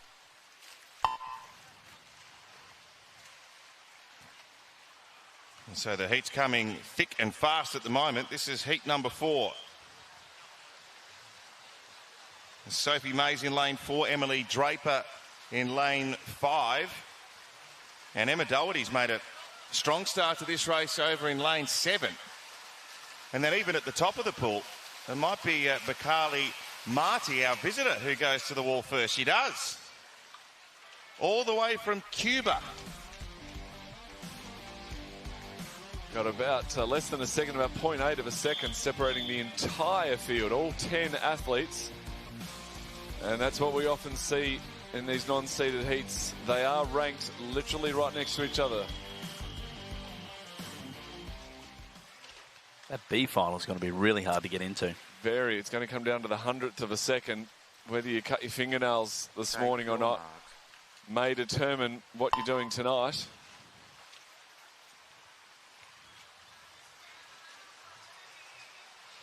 So heat number 5. And might be lane 3, Henderson. Nice big straight arm stroke coming down to the flags. Also looking good. Lane 6 is going to be tight between the two of them. It's Mack in lane 2 who reached out at the last moment. Chelsea Meadows from lane 6 has come in second position. Then Henderson, who led at the halfway mark, in third. It's a really tough swim there, and lots of international representation too. We've had New Zealand, Japan, a withdrawal from Singapore, Cuba, France as well, and US in that race as well there, Linnea Mack from US. Oh, they're coming from everywhere here for the Australian Open on the Gold Coast.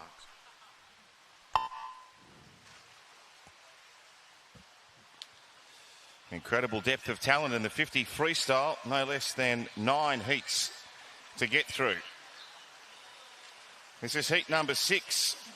And Ferris from UWA West Coast in lane 4 with a strong start. Sarah Locke next to her from the Manly Club in lane 5, starting to swim home very strongly. She's come right over the top. It's not often that you see a dominance in a 50 freestyle, and that was almost Cam McAvoy dominance there in that heat. Well and truly ahead of the rest of the field, so great swim there from Sarah Locke, 26.31 to take that one out. Half a second ahead of Ferris and Smith in for third. And half a second faster than her previous best as well. So 7th heat, 3 to go. Take your marks.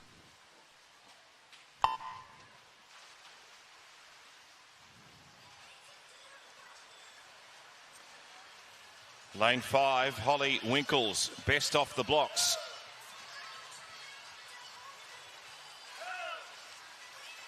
Halfway through this one-lap dash. And Alexa Leary in this race as well, our S10 swimmer in lane 3 in our able-bodied events this week, it seems, more than the multi-class events. A great swim there. And Kayla Pratt gets the victory. Swimmer from lane 6.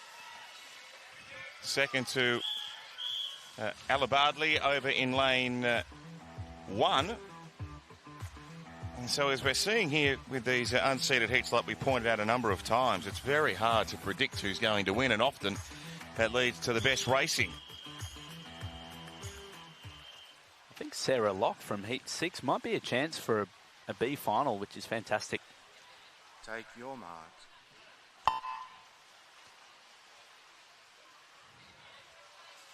Heat 8 underway now. And a non-starter from, I think it's lane 7, Zoe Bayer hasn't lined up.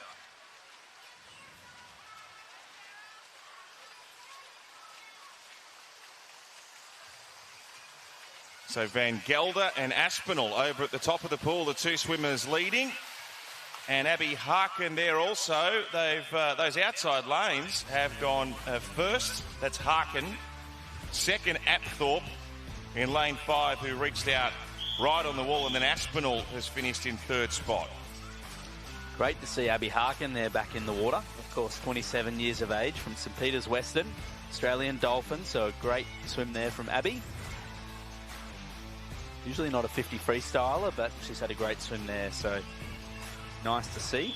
And another international as well from Indonesia in that race, and the previous heat as well, Bahrain. So we look to the final heat with a 13-year-old. Your marks.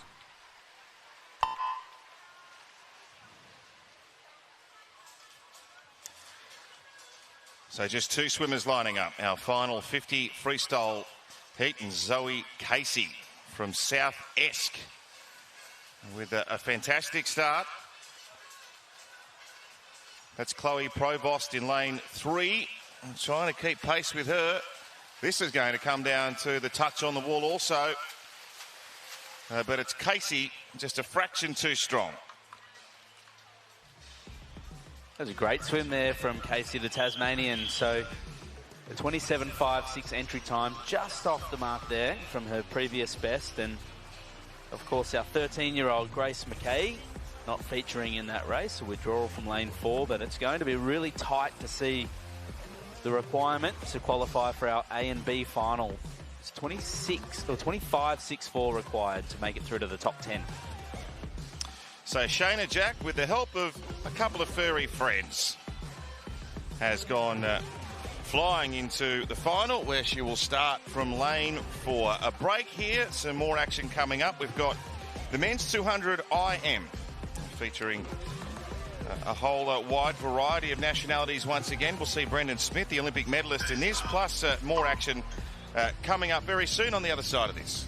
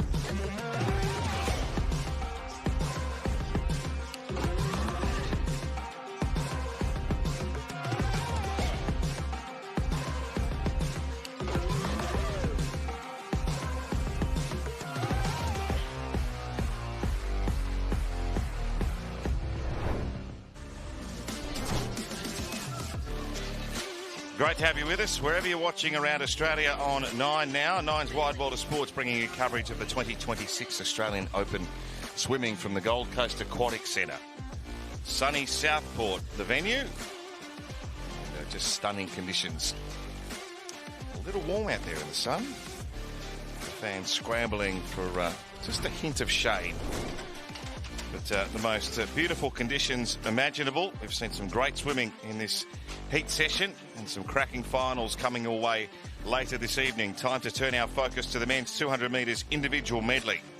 Michael Phelps broke the world record no less than 8 times in this race, and Ryan Lochte held the world record for 14 years until it was broken by Leon Marchand in last year's World Champs, who took an incredible 1.31 seconds off Ryan Lochte's mark. You're talking about Wynne Phelps and Lochte and Marchand, 3 of the greatest practitioners of the discipline ever.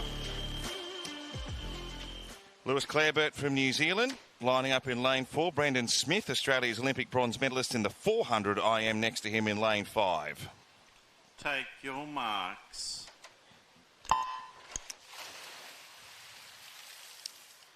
So heat number 1 underway. Welcome back, Em.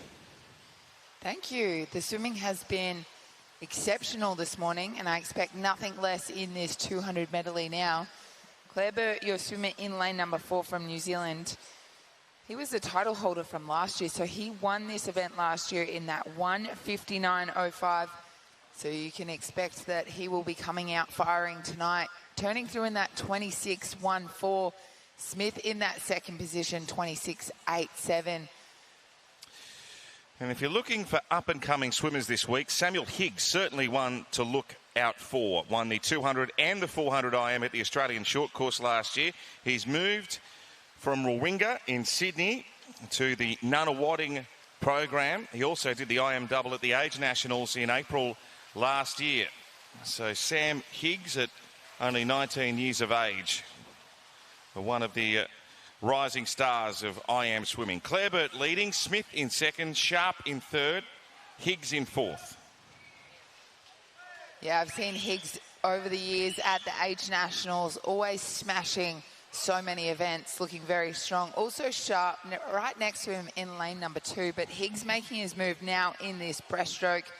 Clareburt out in front in 4, but Higgs coming through in that second position, ever so slightly in front of Smith there out in lane number 5. As they take that 150-metre turn, they turn into that freestyle leg. 1:32.01 for Clareburt. Higgs there in that second position at the moment, that 1:34.39 as we head into that freestyle leg. So Clareburt swimming in fine form, the Kiwi Olympian this week. He's going to go through and win quite convincingly. Sam Higgs in a race with Brendan Smith for second position.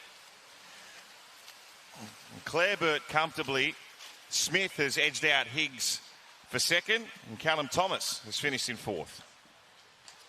Great last 50 there from Brendan Smith to swim himself into the second place. We know that he's always going to have a strong back end with a good background in the 400 medley and 400 freestyle, but Claire Burt dominant there from start to finish. 201.68 in that first heat for a New Zealand Olympian, so a really strong swim. And they've had some battles over the years, have Claire Burt and Smith, particularly in the 400 medley. Smith, of course, bronze in Tokyo in the 2020 Olympic final, the 400 medley, and Commonwealth Games in 2022, it was Claire Burt who took the games record, edging out Smith in the 400. So they've both had a turn, but it was Claire Burt this morning. As we have a look at that heat number 2, Petrick comes out again in that lane number 4. We know he is strong. Seabom Lee in 5, Kerr in 3. So we know in this individual medley, sometimes it's that breaststroke leg that makes up that distance. So we'll see who's got this one. Take your marks. So Will Petrick out of lane 4, one of Australia's 2 representatives at the World Champs in Singapore in this event. He made the semi-finals. He's had a great outing recently at the China Open.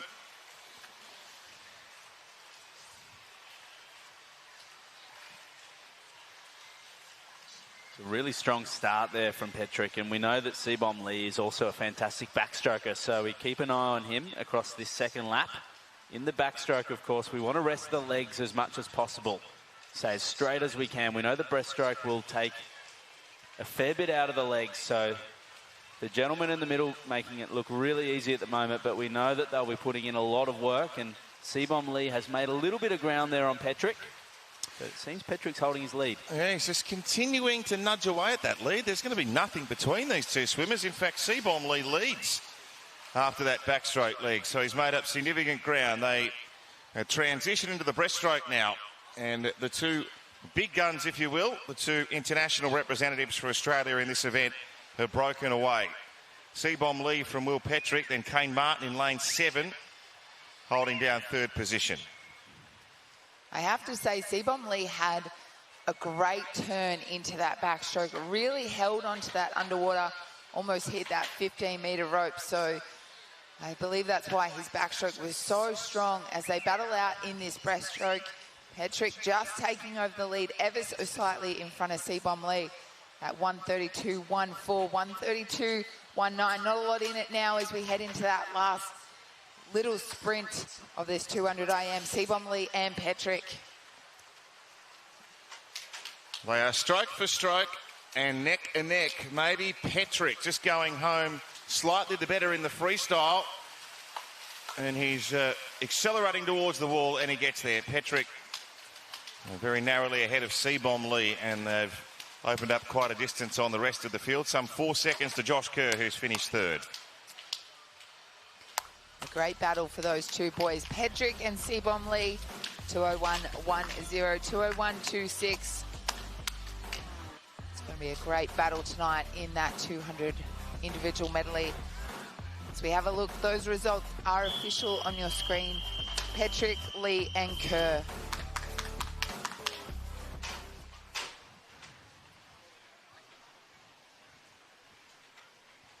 Take your marks.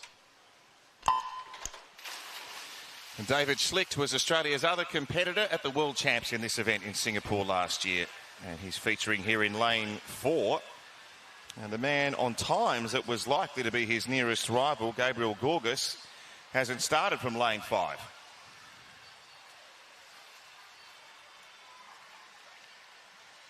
Really strong start here from David in the middle in lane 4, but taking it to him is Halloran Lavelle from Nunawading. So both Victorians taking that first 50 split, but we know David Schlicht is very consistent across the 4 laps. He's a great breaststroker as well, so looking to preserve some energy. Upping the rate a little bit there is Halloran Lavelle, so looking quite comfortable at this stage is David Schlicht. Might have just nudged that lane rope as well. Halloran Lavelle.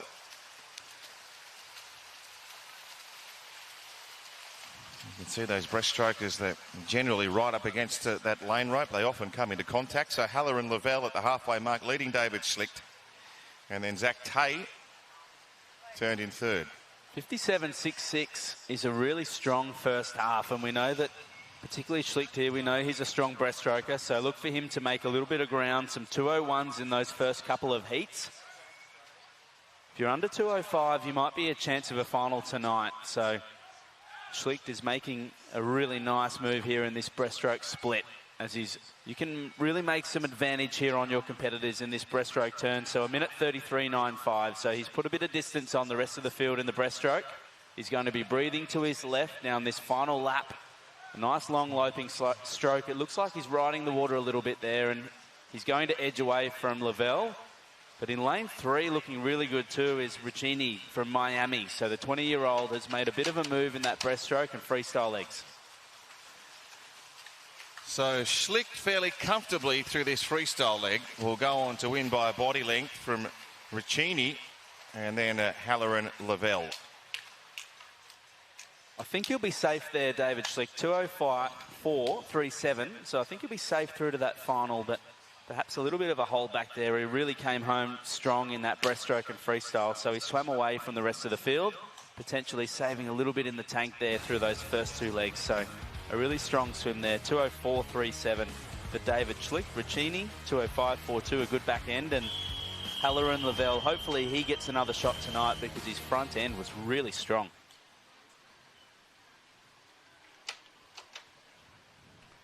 Take your marks. And just the 2 swimmers for this final heat. Liam Havron from lane 3 and Kikeru Zeno swimming out of lane 5. We saw with that heat number 3, boys, that it was a little bit slower than the first 2 heats. So I'm thinking around that 2:06 mark to make it through to those top 10 positions tonight. Zeno leading them through in that 27.25. And look at that underwater. Absolutely brilliantly using that underwater to his advantage in this backstroke leg. Havron holding on for that second position. Obviously, it makes it a little bit harder, Jake, with that gap in between them.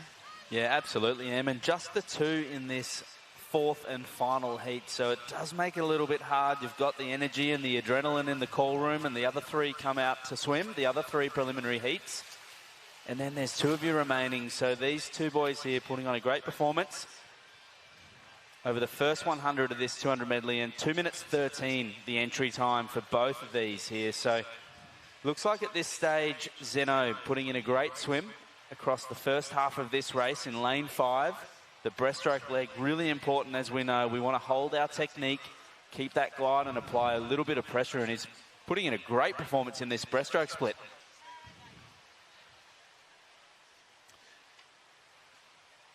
As they prepare to turn for the final 50 metres, it's Zeno with a couple of body length advantage over Havron.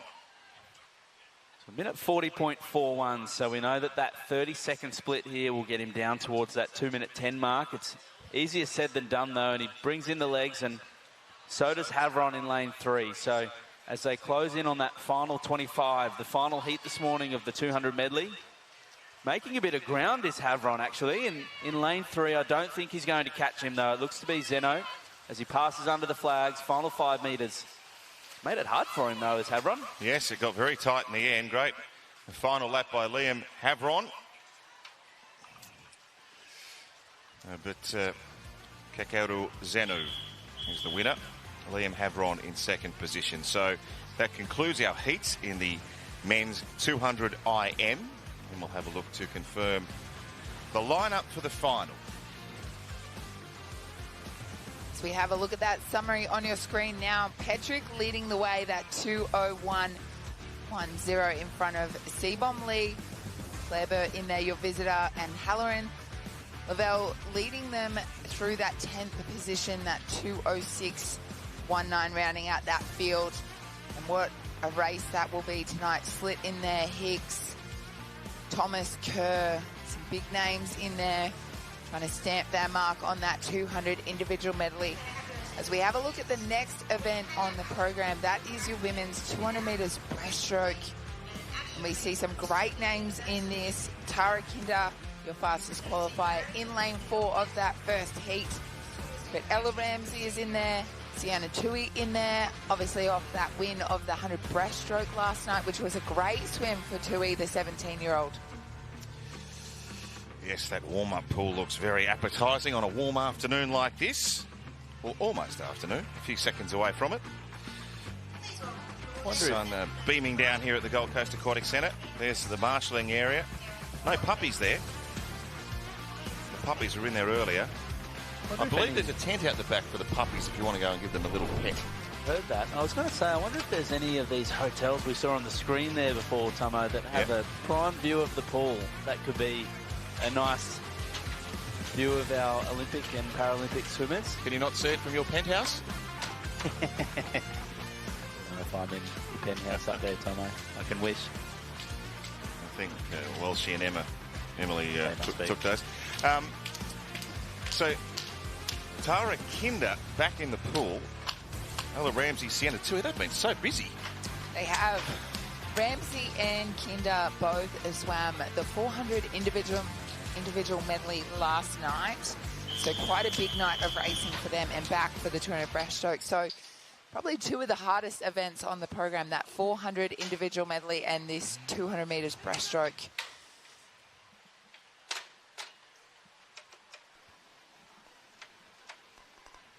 Take your marks.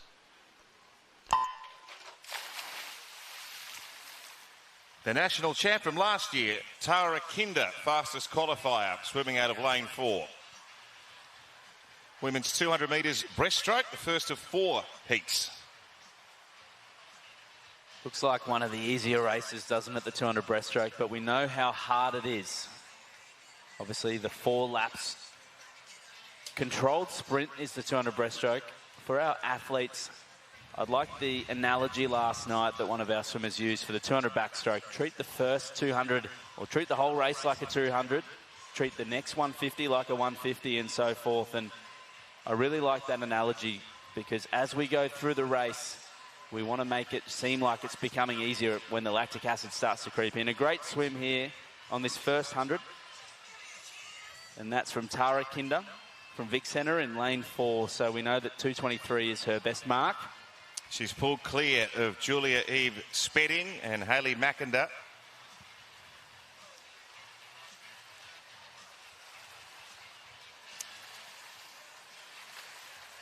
Comfortable lead for Kinder as they turn for the second half of the race.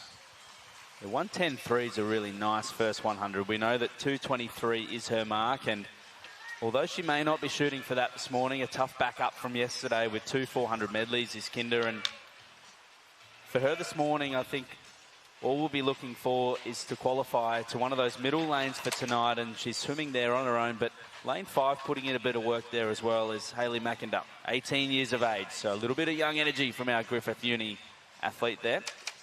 Now, something I learned last year from Tara Kinder is she's a tattoo artist and she has done some of her own tattoos. Would you get a tattoo from her, Tomo? I don't know I'd be suited by a tat, Em. I reckon you'd be suited by a tat. She'd find you a tat that would suit you. Yes, she carries that tattoo gun around, so if you're looking to save a little bit of money, maybe she's someone to go and ask. I think she wants to pursue that as a career after swimming, actually. She's recently done a psychology degree, so one would suggest they're at opposite ends of the spectrum, perhaps. But Tara Kinder, no doubt about her credentials in the breaststroke. That was a very comfortable victory. Strong time too, 2 minutes 26:11 for Tara this morning. 2:29 under that 2:30 barrier there as well for Hayley Mackinder, taking in the second position this morning. Spedding as well, 2 minutes 32:29. That's a really strong heat from Spedding. 2 minutes 32. So as we look to these next couple of heats, we'll see what standard is set for qualification through to tonight's final. But you'd imagine 2 minutes 26 is going to be quite safe there from Tara Kinder in the preliminaries. Absolutely. We'll keep an eye on those times to see what will make through that top 10 positions tonight. But Kinder going through very strong in that 2:26.11. Take your marks. It's another showdown between Ella Ramsey and Sienna Tui, plus Lily Koch there in lane 3. Ella was 9th in this event at the World Champs in Singapore.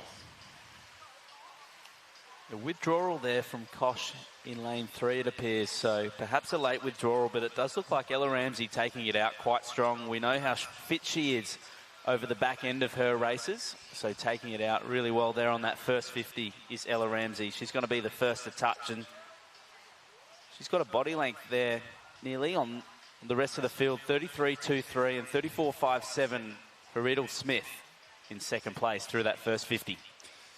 Like you said, Jake, we know that Ella is super fit. She did 2 400 individual medleys last night, and she's heading into this 200 breaststroke looking very strong. Sienna Tui in lane number 5. She won that 100 meters breaststroke last night, so you can see she has quite a long stroke, Sienna Tui, compared to the other girls in this field. So she might be building through this race as she comes into that 100 meters turn. Ramsey out in front, that 1:10.75 in front of Smith, and Tui there in that 3rd position. So Sienna Tui's been placing a greater focus on the 200 breaststroke in recent times, trying to work on her back end speed. We'll see whether she can unleash some of that here. But Ella Ramsey with quite a convincing margin at the moment from Smith and Tui in pursuit. Yeah, perhaps a little bit of practice this morning for Ramsey in that first 100 to see what she's going to do tonight. We don't just want to come into a race and swim randomly, you could say. We want to put some process into place in the heats so we have something to refer to when we come back for finals tonight. And doesn't look like she's taken the foot off the gas too much. 1:49.66. That is a 38-39 split there, so maybe a little bit of a foot off the gas. And but Sienna's making up a bit of ground here next to her. Maybe backing off a little bit there is Ramsey, and Riddle Smith as well. She's hanging on to that 3rd place at this stage. This could be closer than we might have thought. Sienna Tui really going after Ella Ramsey. She was a couple of body lengths clear at one stage, and Sienna's really tightened up this gap. Ella's going to have a big enough margin, but that's a very encouraging swim by Sienna. And Riddle Smith goes on to finish in 3rd. Well, you did say that, Tomo, that Tui was working on that back end, and it was so strong. She turned 3rd at that 100-meter mark and finishes in that 2nd position. And I think if there was a little bit more left in the pool, she would have had that one.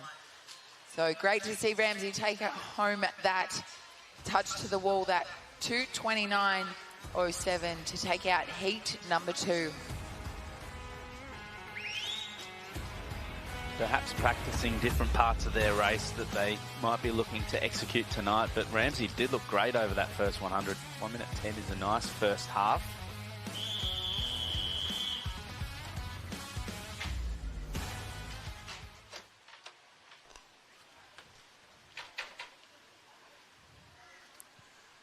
Take your marks.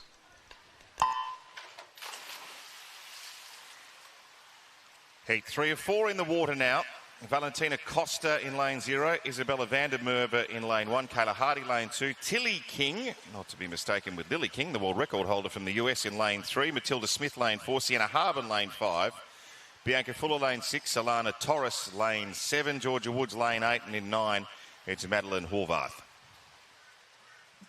Couple withdrawals here. It looks like in the middle of the lane, or middle of the pool there, my apologies, Matilda Smith. It looks like she's swimming on her own, but she does have a vacancy either side of her, and she started really well, 34.46.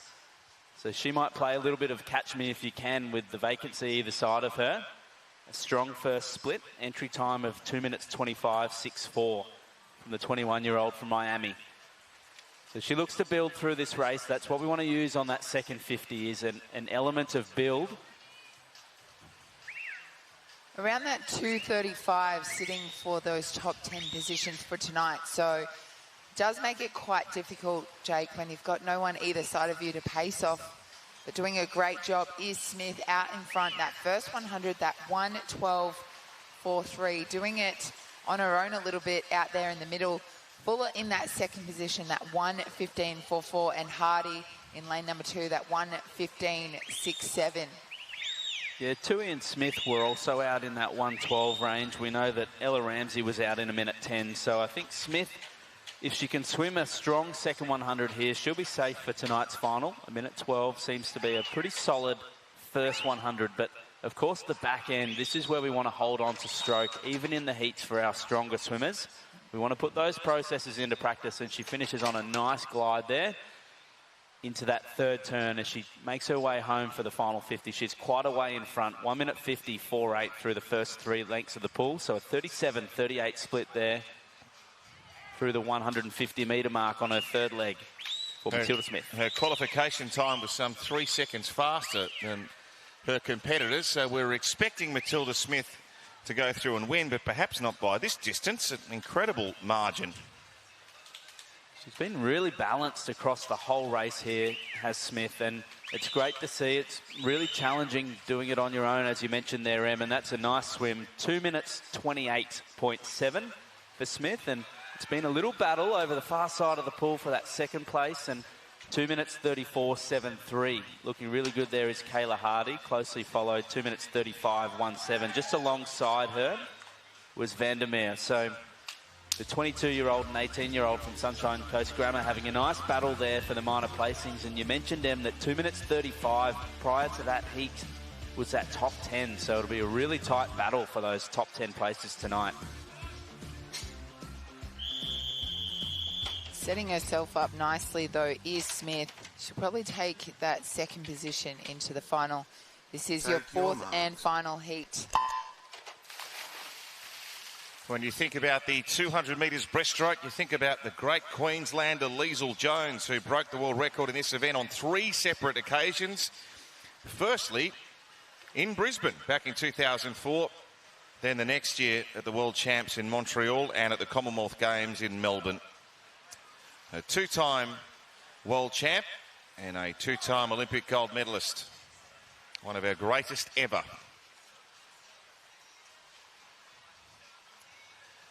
So through 50 metres, Sienna Whalen leading the way from the University of Queensland. Zoe Schneider in second, Eliza Connolly in third. And at 13 years of age, Madeline Hogendorn, also from the University of Queensland club out there. Hopefully a little bit of comfort swimming next to her teammate, both from the University of Queensland, next to Sienna Whalen for our young 13-year-old. Can be a little bit daunting competing against some of our Olympians and Paralympians this week in the call room. As friendly as they are, it is a little bit of a new experience for our younger athletes, but it's a commanding lead at the first 100-metre mark here by Whalen. 2:46.31 entry time and out in 1:18. We know there's always going to be a little drop-off from that first to second 100, but fingers crossed she can hang on to this technique. And on the near side to us in lane 6, Eliza Connolly looking to make a little bit of a move. And our 13-year-old as well, Madeline Hogendorn. Let's not forget about her as well. It is a 4-lap race.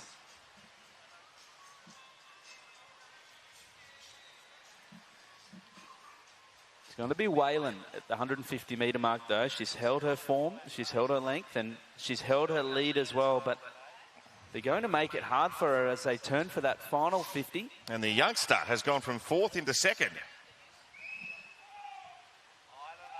So the 2 University of Queensland swimmers leading the way from Eliza Connolly and Zoe Schneider. We love to see a race, and she's put a little bit more distance, Whalen, that first 25 metres of the final lap.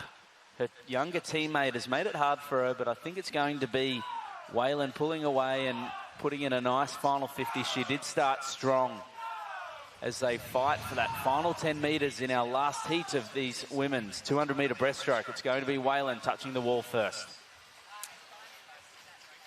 So Whalen victorious, but what a sensational swim by the 13-year-old Madeline Hogendorn.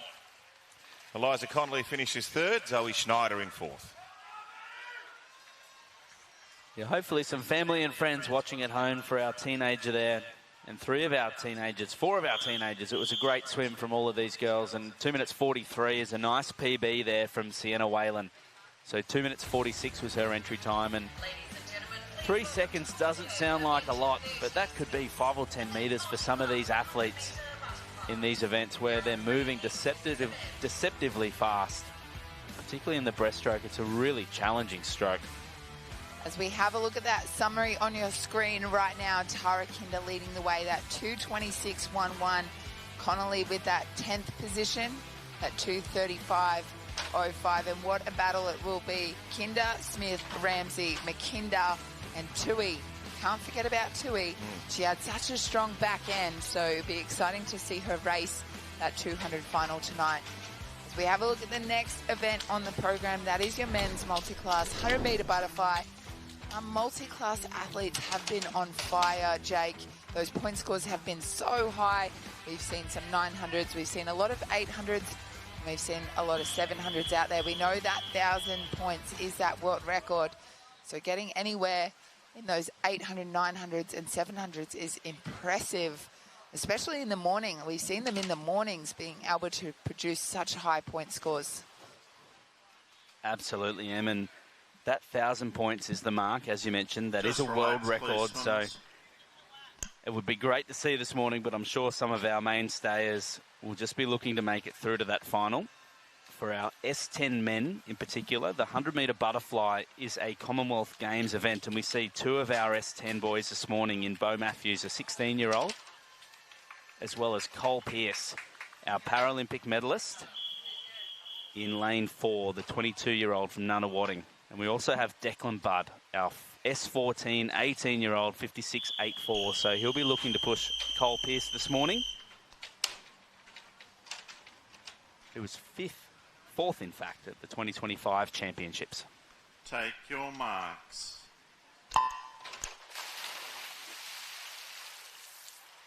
They're underway in the men's multi-class 100 butterfly. It's heat 1. Keep an eye out for the centre of the pool is our S10 swimmers, Cole Pearce and Bo Matthews, Declan Budd as well, our S14 rising star.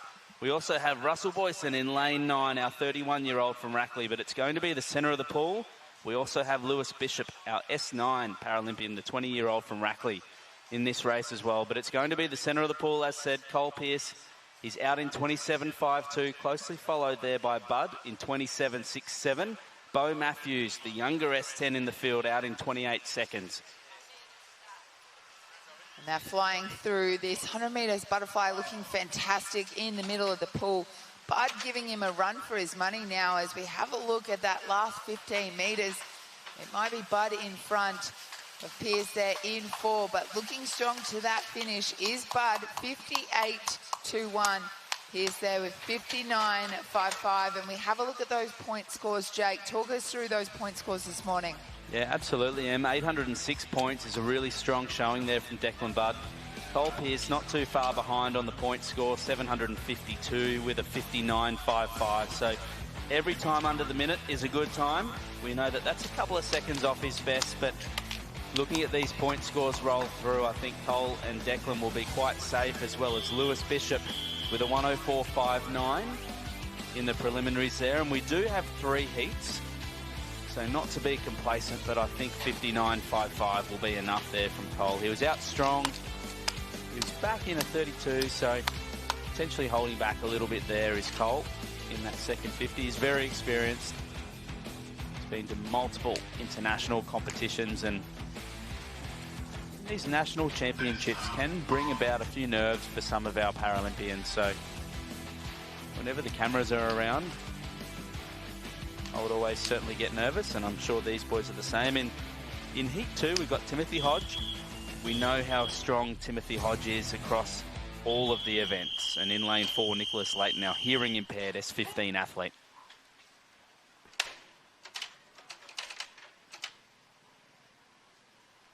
Take your marks. In the water for Heat 2 of our men's multi-class 100 butterfly preliminaries this morning. Tim Hodge in lane 3, Nicholas Layton in lane 4, and Alexander Hajaj in lane 5. They'll take to the centre of the pool.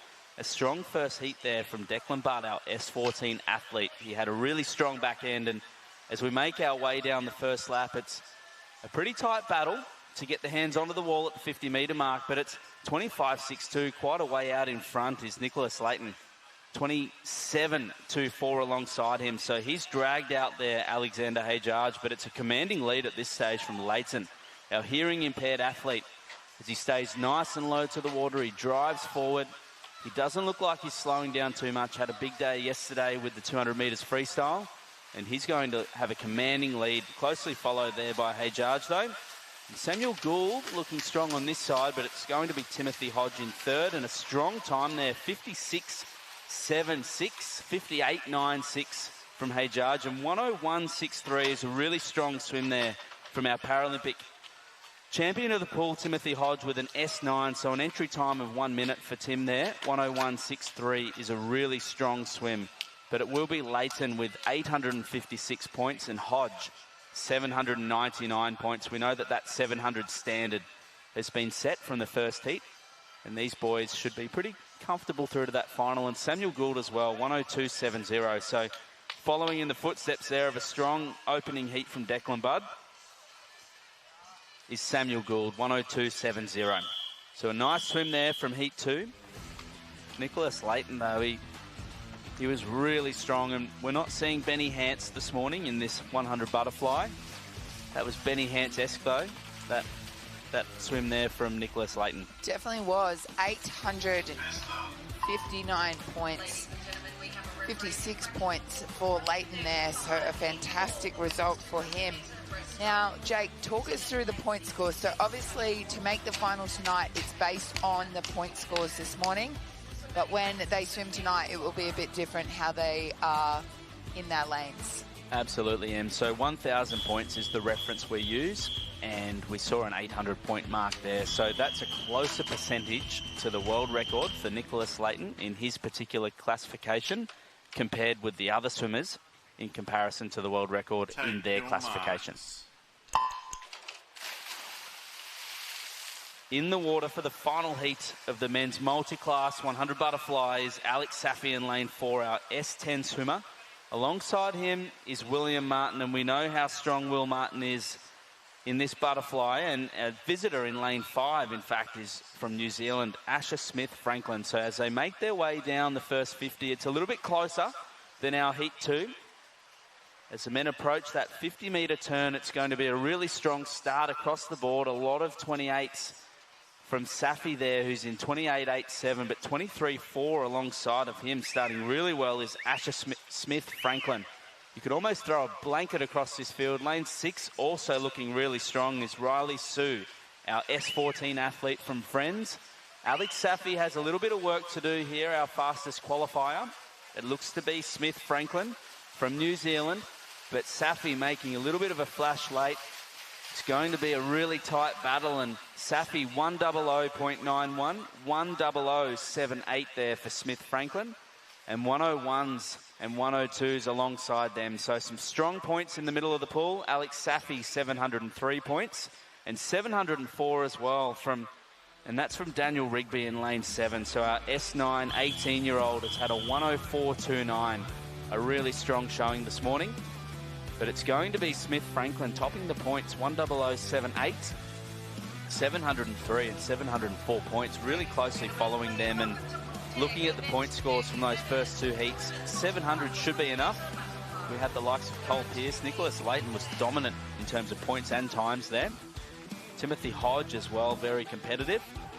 Declan Budd too. So the top 10 swimmers from the National Championships last year were all entered into this race. Budd, Hodge, Leighton, Pearce. And it looks like most of these men will be featuring again in tonight's final, but we'll wait for those results to become official. Pretty tight with those points too there, Jake. 708, 704, 703, so not much in it at all. Not much in it at all, Em, and it's great to see a variety of classifications there. Obviously from 1 to 14, the lower the classification, particularly our S1s to S10s, our physically impaired athletes, the greater the impairment. And of course, the lower the classification, I like to say they have a little bit more time up their sleeve in terms of the point score system. So if we see an S10 touch the wall first and an S8 is still swimming, we know that that doesn't mean the race is over. because the S8, for example, world record might be a little bit slower. Take your marks. And it's Kale Thompson, the winner of our 50 metres butterfly last night. She's back in the water this morning out of lane 5, our S14 athlete. And she said last night that the 50 was a lead up for a 100 metres butterfly today. So we'll keep an eye on her, our 19-year-old in lane 5, and Aisha Apthorpe as well. A withdrawal there from lane 4. So Kale doesn't have anyone there to her left. Her teammate from the USC Spartans, Montana Atkinson, in lane 3. And it's a great first 50 from Kale, moving down the pool in 31.12. So close to her mark she set last night. An entry time of 107.87 here for Kale. Alongside her as well in lane 6 is Kate Wallington. We know how fit she is. Saying that due to a strong 400-metre swim last night. So look for her on the back end of this race. But Kale Thompson looking to take a commanding lead, and she's really swum away in the third 25, which is where all of that hard work done in practice comes into play here on the big stage. And Kale's going to take the lead here and take the win with 1 stroke to go. 107.87 is her previous best, and 106.73 this morning from Kale Thompson, 825 points. So really setting the standard there is Kale Thompson, 106.73, and a strong 661 points there from Atkinson. Not only her teammate, but also S14 athlete competitor there is Montana Atkinson. So a strong race there from the girls. Our S14's taking charge. And a nice PB. 825 points too. It's a really nice PB, and I'm looking for Atkinson. She's not too far off her PB as well. So a great swim there from Kale. It was almost like last night she was, of course, interested and so happy that she won that 50, but it was more that she was interested in today. And for these S14 athletes, the 50 isn't an event on offer for them on the global stage. And back to our Paralympics 101, as we mentioned earlier this morning, not every race features for every classification at the Paralympic Games, being our major benchmark in our 4-year cycle. So Kale Thompson there would only race the 100 butterfly at the Paralympics if she is to qualify for LA in 2028, which I'm sure she has her eyes set on. So the only butterfly event on offer for each classification is the 100 butterfly, but we do know that some of our lower classes, they do have the 50 butterfly instead. Kale's only 19 years of age, so you'd think, Jake, she not only would she be looking at LA, but even possibly Brisbane in 2032. You would hope so, yeah. I'm sure a lot of these younger athletes then have their eye on Brisbane in 2032, which is so exciting. Feels like a long way away, but we were chatting over the last few days about even Rio 10 years ago, how far away that seems, but it seems like it goes in a flash. And we look to Heat 2 now. Heat 2 of 2.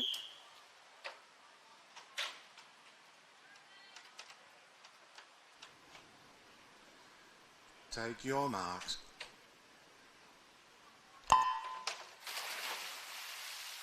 And Jasmine Greenwood, silver medalist in this event at the Tokyo Paralympics in the S10 classification in the water in lane 4. And no Ruby Storm again in lane 3, our S14 athlete. But we do have Emily Beecroft swimming out of lane 5, our S9 classification athlete. And at the Paris Paralympics, M1 bronze in the 100 butterfly. So keep an eye out on these swimmers.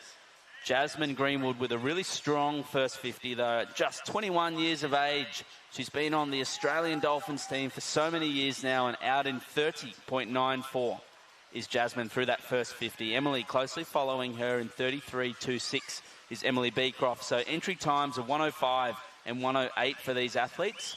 Very experienced swimmers here, but wanting to put in a strong performance, particularly in the preliminaries, to make their ground and make their name and mark for tonight's final.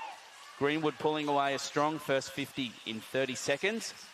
It's going to be Beecroft in second in terms of our time and hands on the wall here, and Greenwood putting in a strong performance. 108.07 for Greenwood, 111.69 there for Beecroft.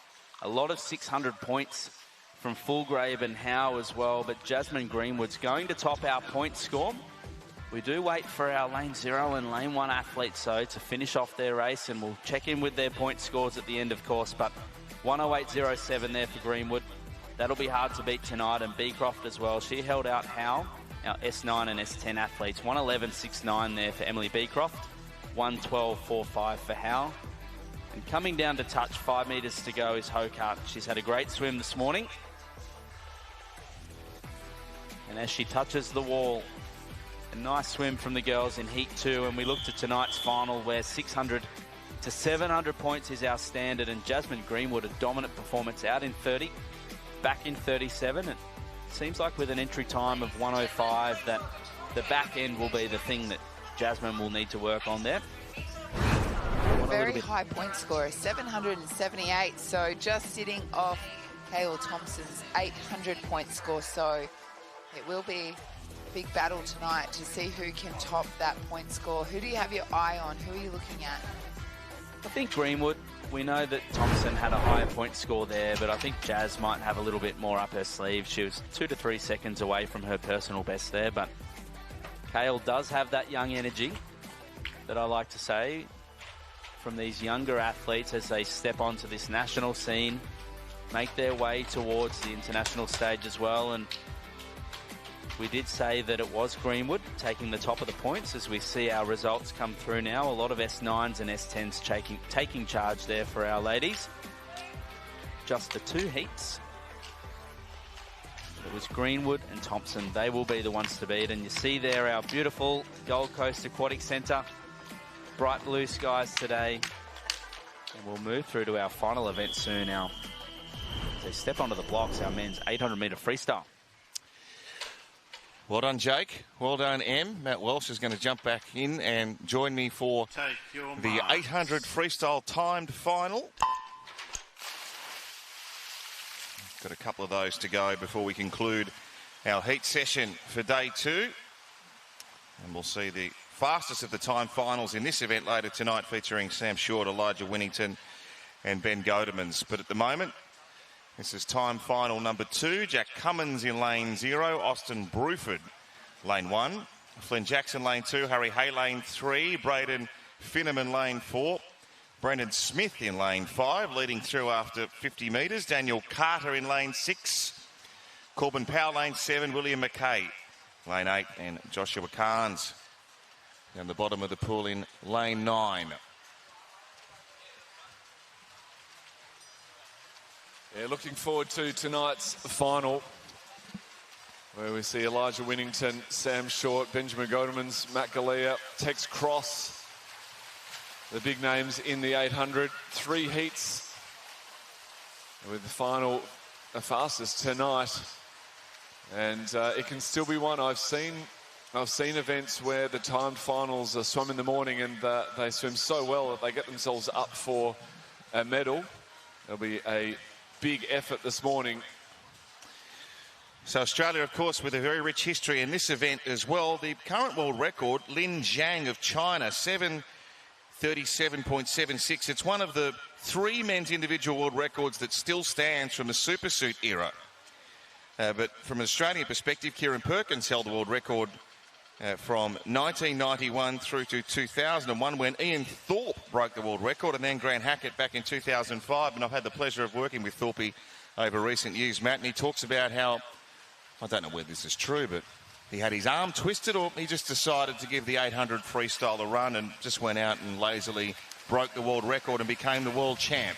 Well, I think there was such a, I don't want to use the word rivalry, but there was such a matchup between Hackey and Thorpe. Thorpe obviously dominated the 400, Hackey with the 1500. The 800, when it was brought into the World Championships as an individual for the males, I think they sort of thought this is the perfect middle ground for 2 of our best swimmers.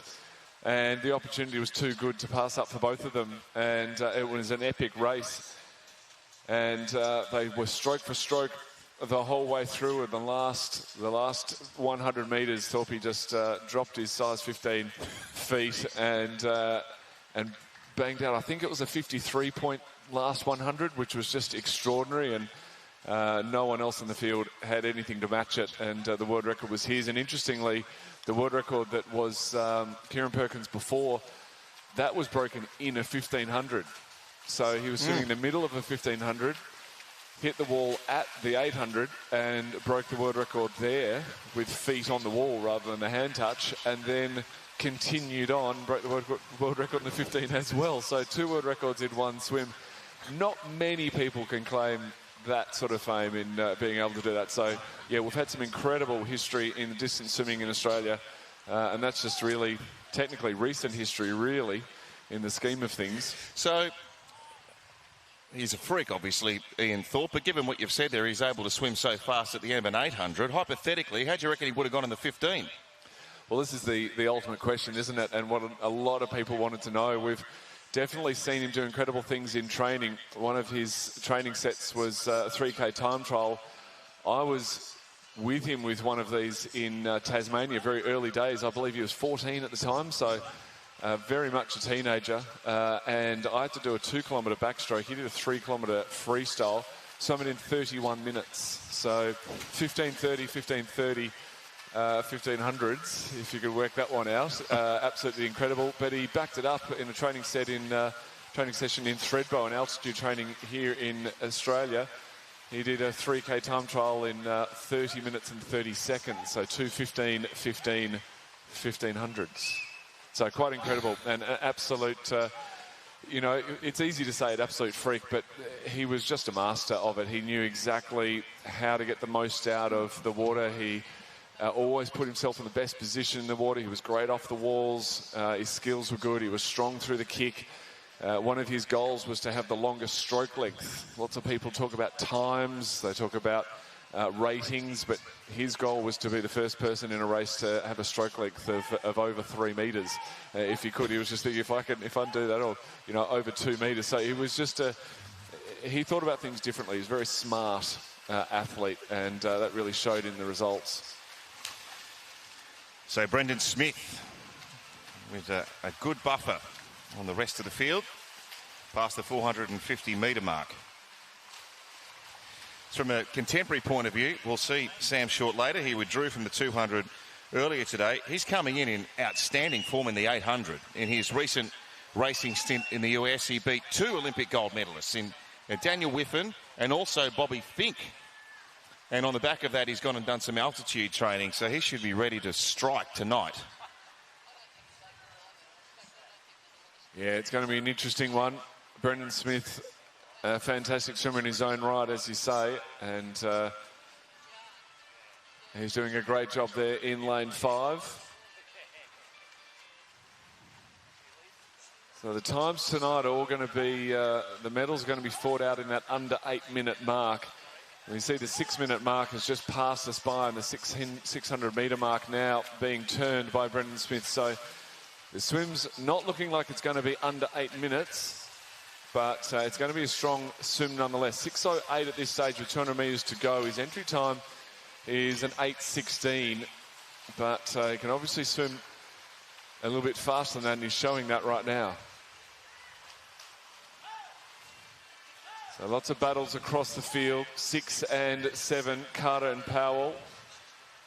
18-year-old from the Hills and 19-year-old from Marion, racing in lane 6 and 7. Bit of a lonely race there in lane 3.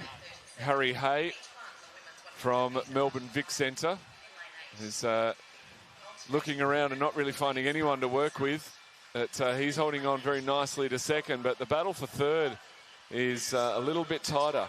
Jackson Flynn in lane 2. Probably more Austin Bruford in lane 1 is trying to stay in front of Braden Feynman and Daniel Carter in 6. So there's the bell. Brendan Smith continues to lead. The gap shrunk a little bit perhaps. Harry Hay in second. And Bruford turns in third spot. Then Carter. But we know Brendan Smith very strong in this freestyle discipline, and particularly at the back end of his races. So this gap should be more than enough for him to go through and win and record a decent time. Hay sticking on in second position, and then Bruford edging ever closer. So 1 lap to go. If they lift their heads at the turn end, they'll see the lap counter with 1 to go. If they didn't hear the bells with 100 metres to go, they sure should know it now. 25 to go for Brendan Smith. He's lifted the rating yet again. I didn't think he had much left in him, but whatever he's got, he's throwing it at this last 5 metres. Head down and hard to the wall. Absolutely ploughing through the final few metres. 8:09.81. So turn in 6:08 at the 600 metre mark. He's some 1:01 for the final 100. That's a great effort there from our winner of the second of our timed finals. As we said before, the first will be swum tonight, and the third will be our final swim for this morning. As the rest of the competitors come in. And a real battle there in the outside lane. Cummins and Cairns might have been separated by a whole pool, but only less than a second at the end of the day.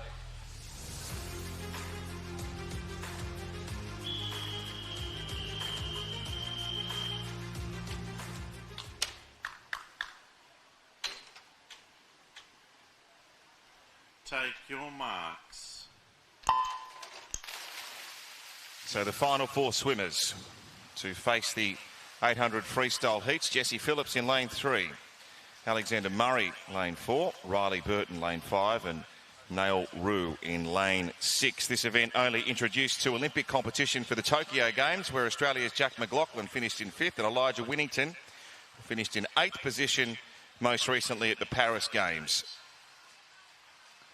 It's a good point you make with the competitors going against the event itself rather than against themselves. We see that a lot with marathon runners, and these distance races, distance events, really is a battle mentally within and a battle against those around. And the pacing plays a huge part in that. We can see the swimmers in this final heat just managing themselves as best they can over this first 100 metres, 700 metres to go. And each of them will have a different point in which they're going to lift. A lot of the swimmers break it up into 4 200s and try to build each 200. That's a pretty safe plan. Others will build a little bit earlier, maybe try and buck the usual trend and make a break early. And that's what we're seeing there in lane 6. Nail Rouge in lane 6 doing a good job just getting himself out from Burton, Murray and Phillips next to him. But very early stages within the first 200 metres of this final 800 free. So Sam Short, the Commonwealth record holder from Fukuoka, the holder of the Australian record, obviously on the back of that, and also the all-comers record, 740.39. I wonder if he's thinking about those numbers later on tonight. Of course, Sam, thinking back to the world titles last year in Singapore, was actually the second fastest qualifier for the final, but had to withdraw because of illness. We had Ben Godeman representing Australia in the final. He finished in 7th position. Yeah, it's such a shame when people, especially the calibre of Sam Short, aren't able to compete due to something so simple as an illness, and it's a thing that every athlete wants to make sure they look after themselves to avoid putting themselves in that situation. But yeah, sometimes it gets the best of even the best of them. He's had pretty devastating luck across the journey, Sam Short. Still 22 years of age. Feels like he's been toiling away for many, many years now at the highest level. It wasn't long ago that people were retiring at 23 in swimming for many reasons. But thankfully now, as our knowledge of training, a knowledge of the energy systems and how to do it, we're seeing people swim well into their 20s and even into their 30s. Cam McAvoy's really sort of hit his straps in the 50 in his 30s, and we're able to be able to make the most of every opportunity, and not just it's not just a young person's game anymore. And the introduction of those 50 form strokes too at Olympic level will go a long way towards keeping some of those veteran swimmers in the sport. It will, and may even bring some people out of retirement. That's not a hint, but I definitely can think of people in the past who might be, maybe a year out and thinking, I could get back in there, I could give it a crack, and you never know if you don't. We saw, a huge sort of almost trend of coming out of retirement a number of years ago, and I think we might see it again with these 50s. So it's Nail Rue leading the way. Riley Burton in second, Alex Murray third, Jesse Phillips in fourth. Coming down to the halfway mark, our final race of this heat session on day 2 at the Australian Open for 2026. Some scintillating finals coming your way later on this evening. You can watch it all on Nine's Wide World of Sports on 9 now, right around Australia.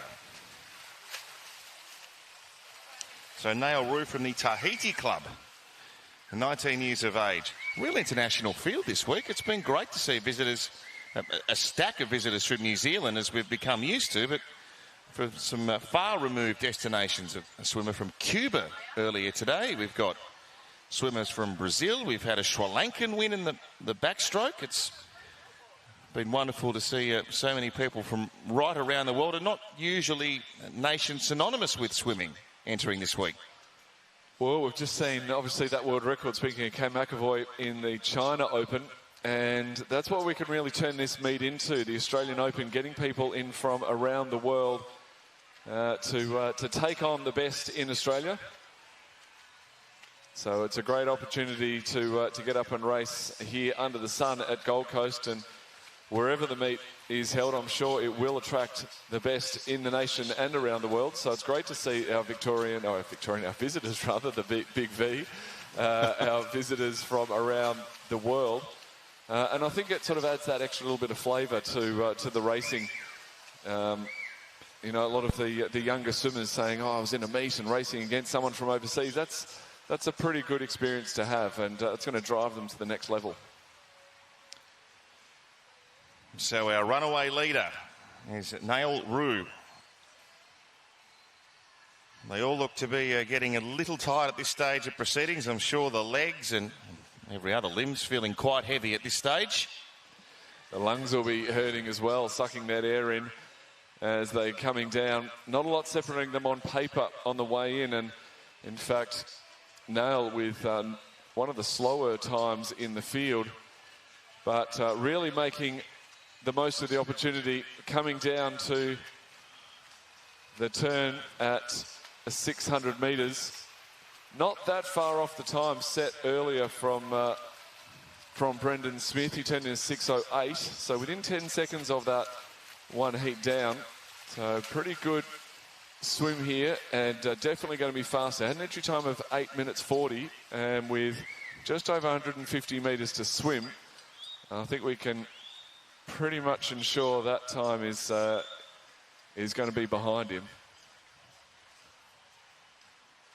Still holding on to this big buffer out in front.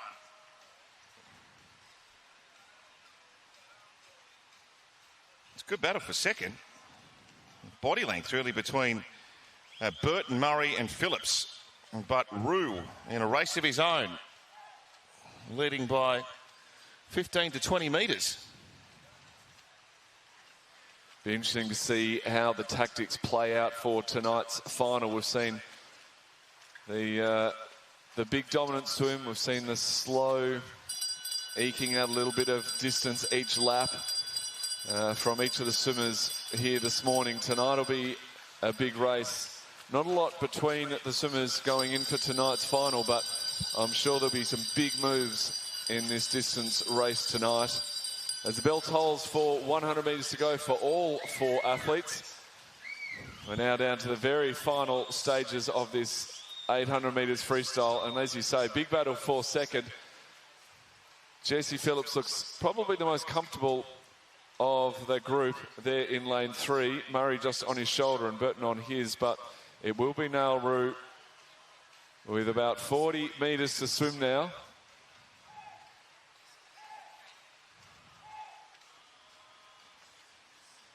Only a teenager, the Tahitian visitor.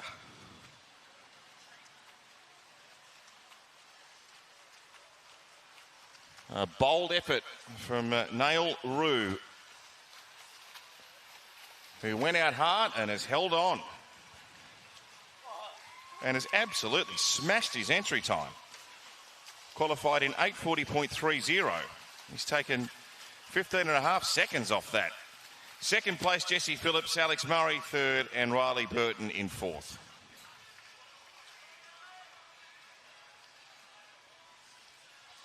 Puts his glasses on to check the time. He finally gets confirmation of the time. It's a long way to go to not know, but he's very happy with that swim, and so he should be.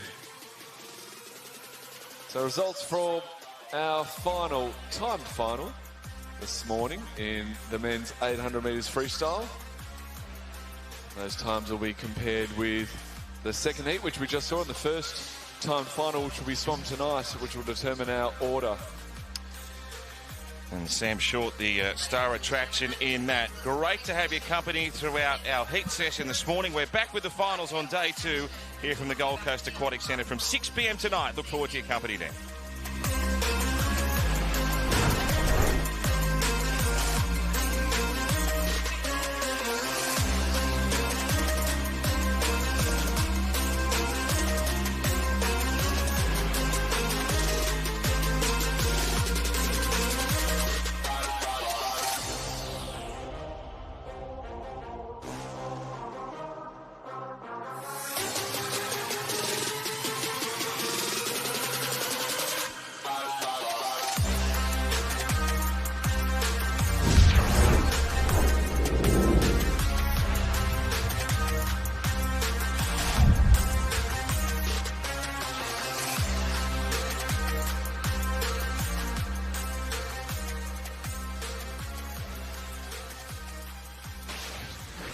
This has been another presentation from Nine's Wide World of Sports.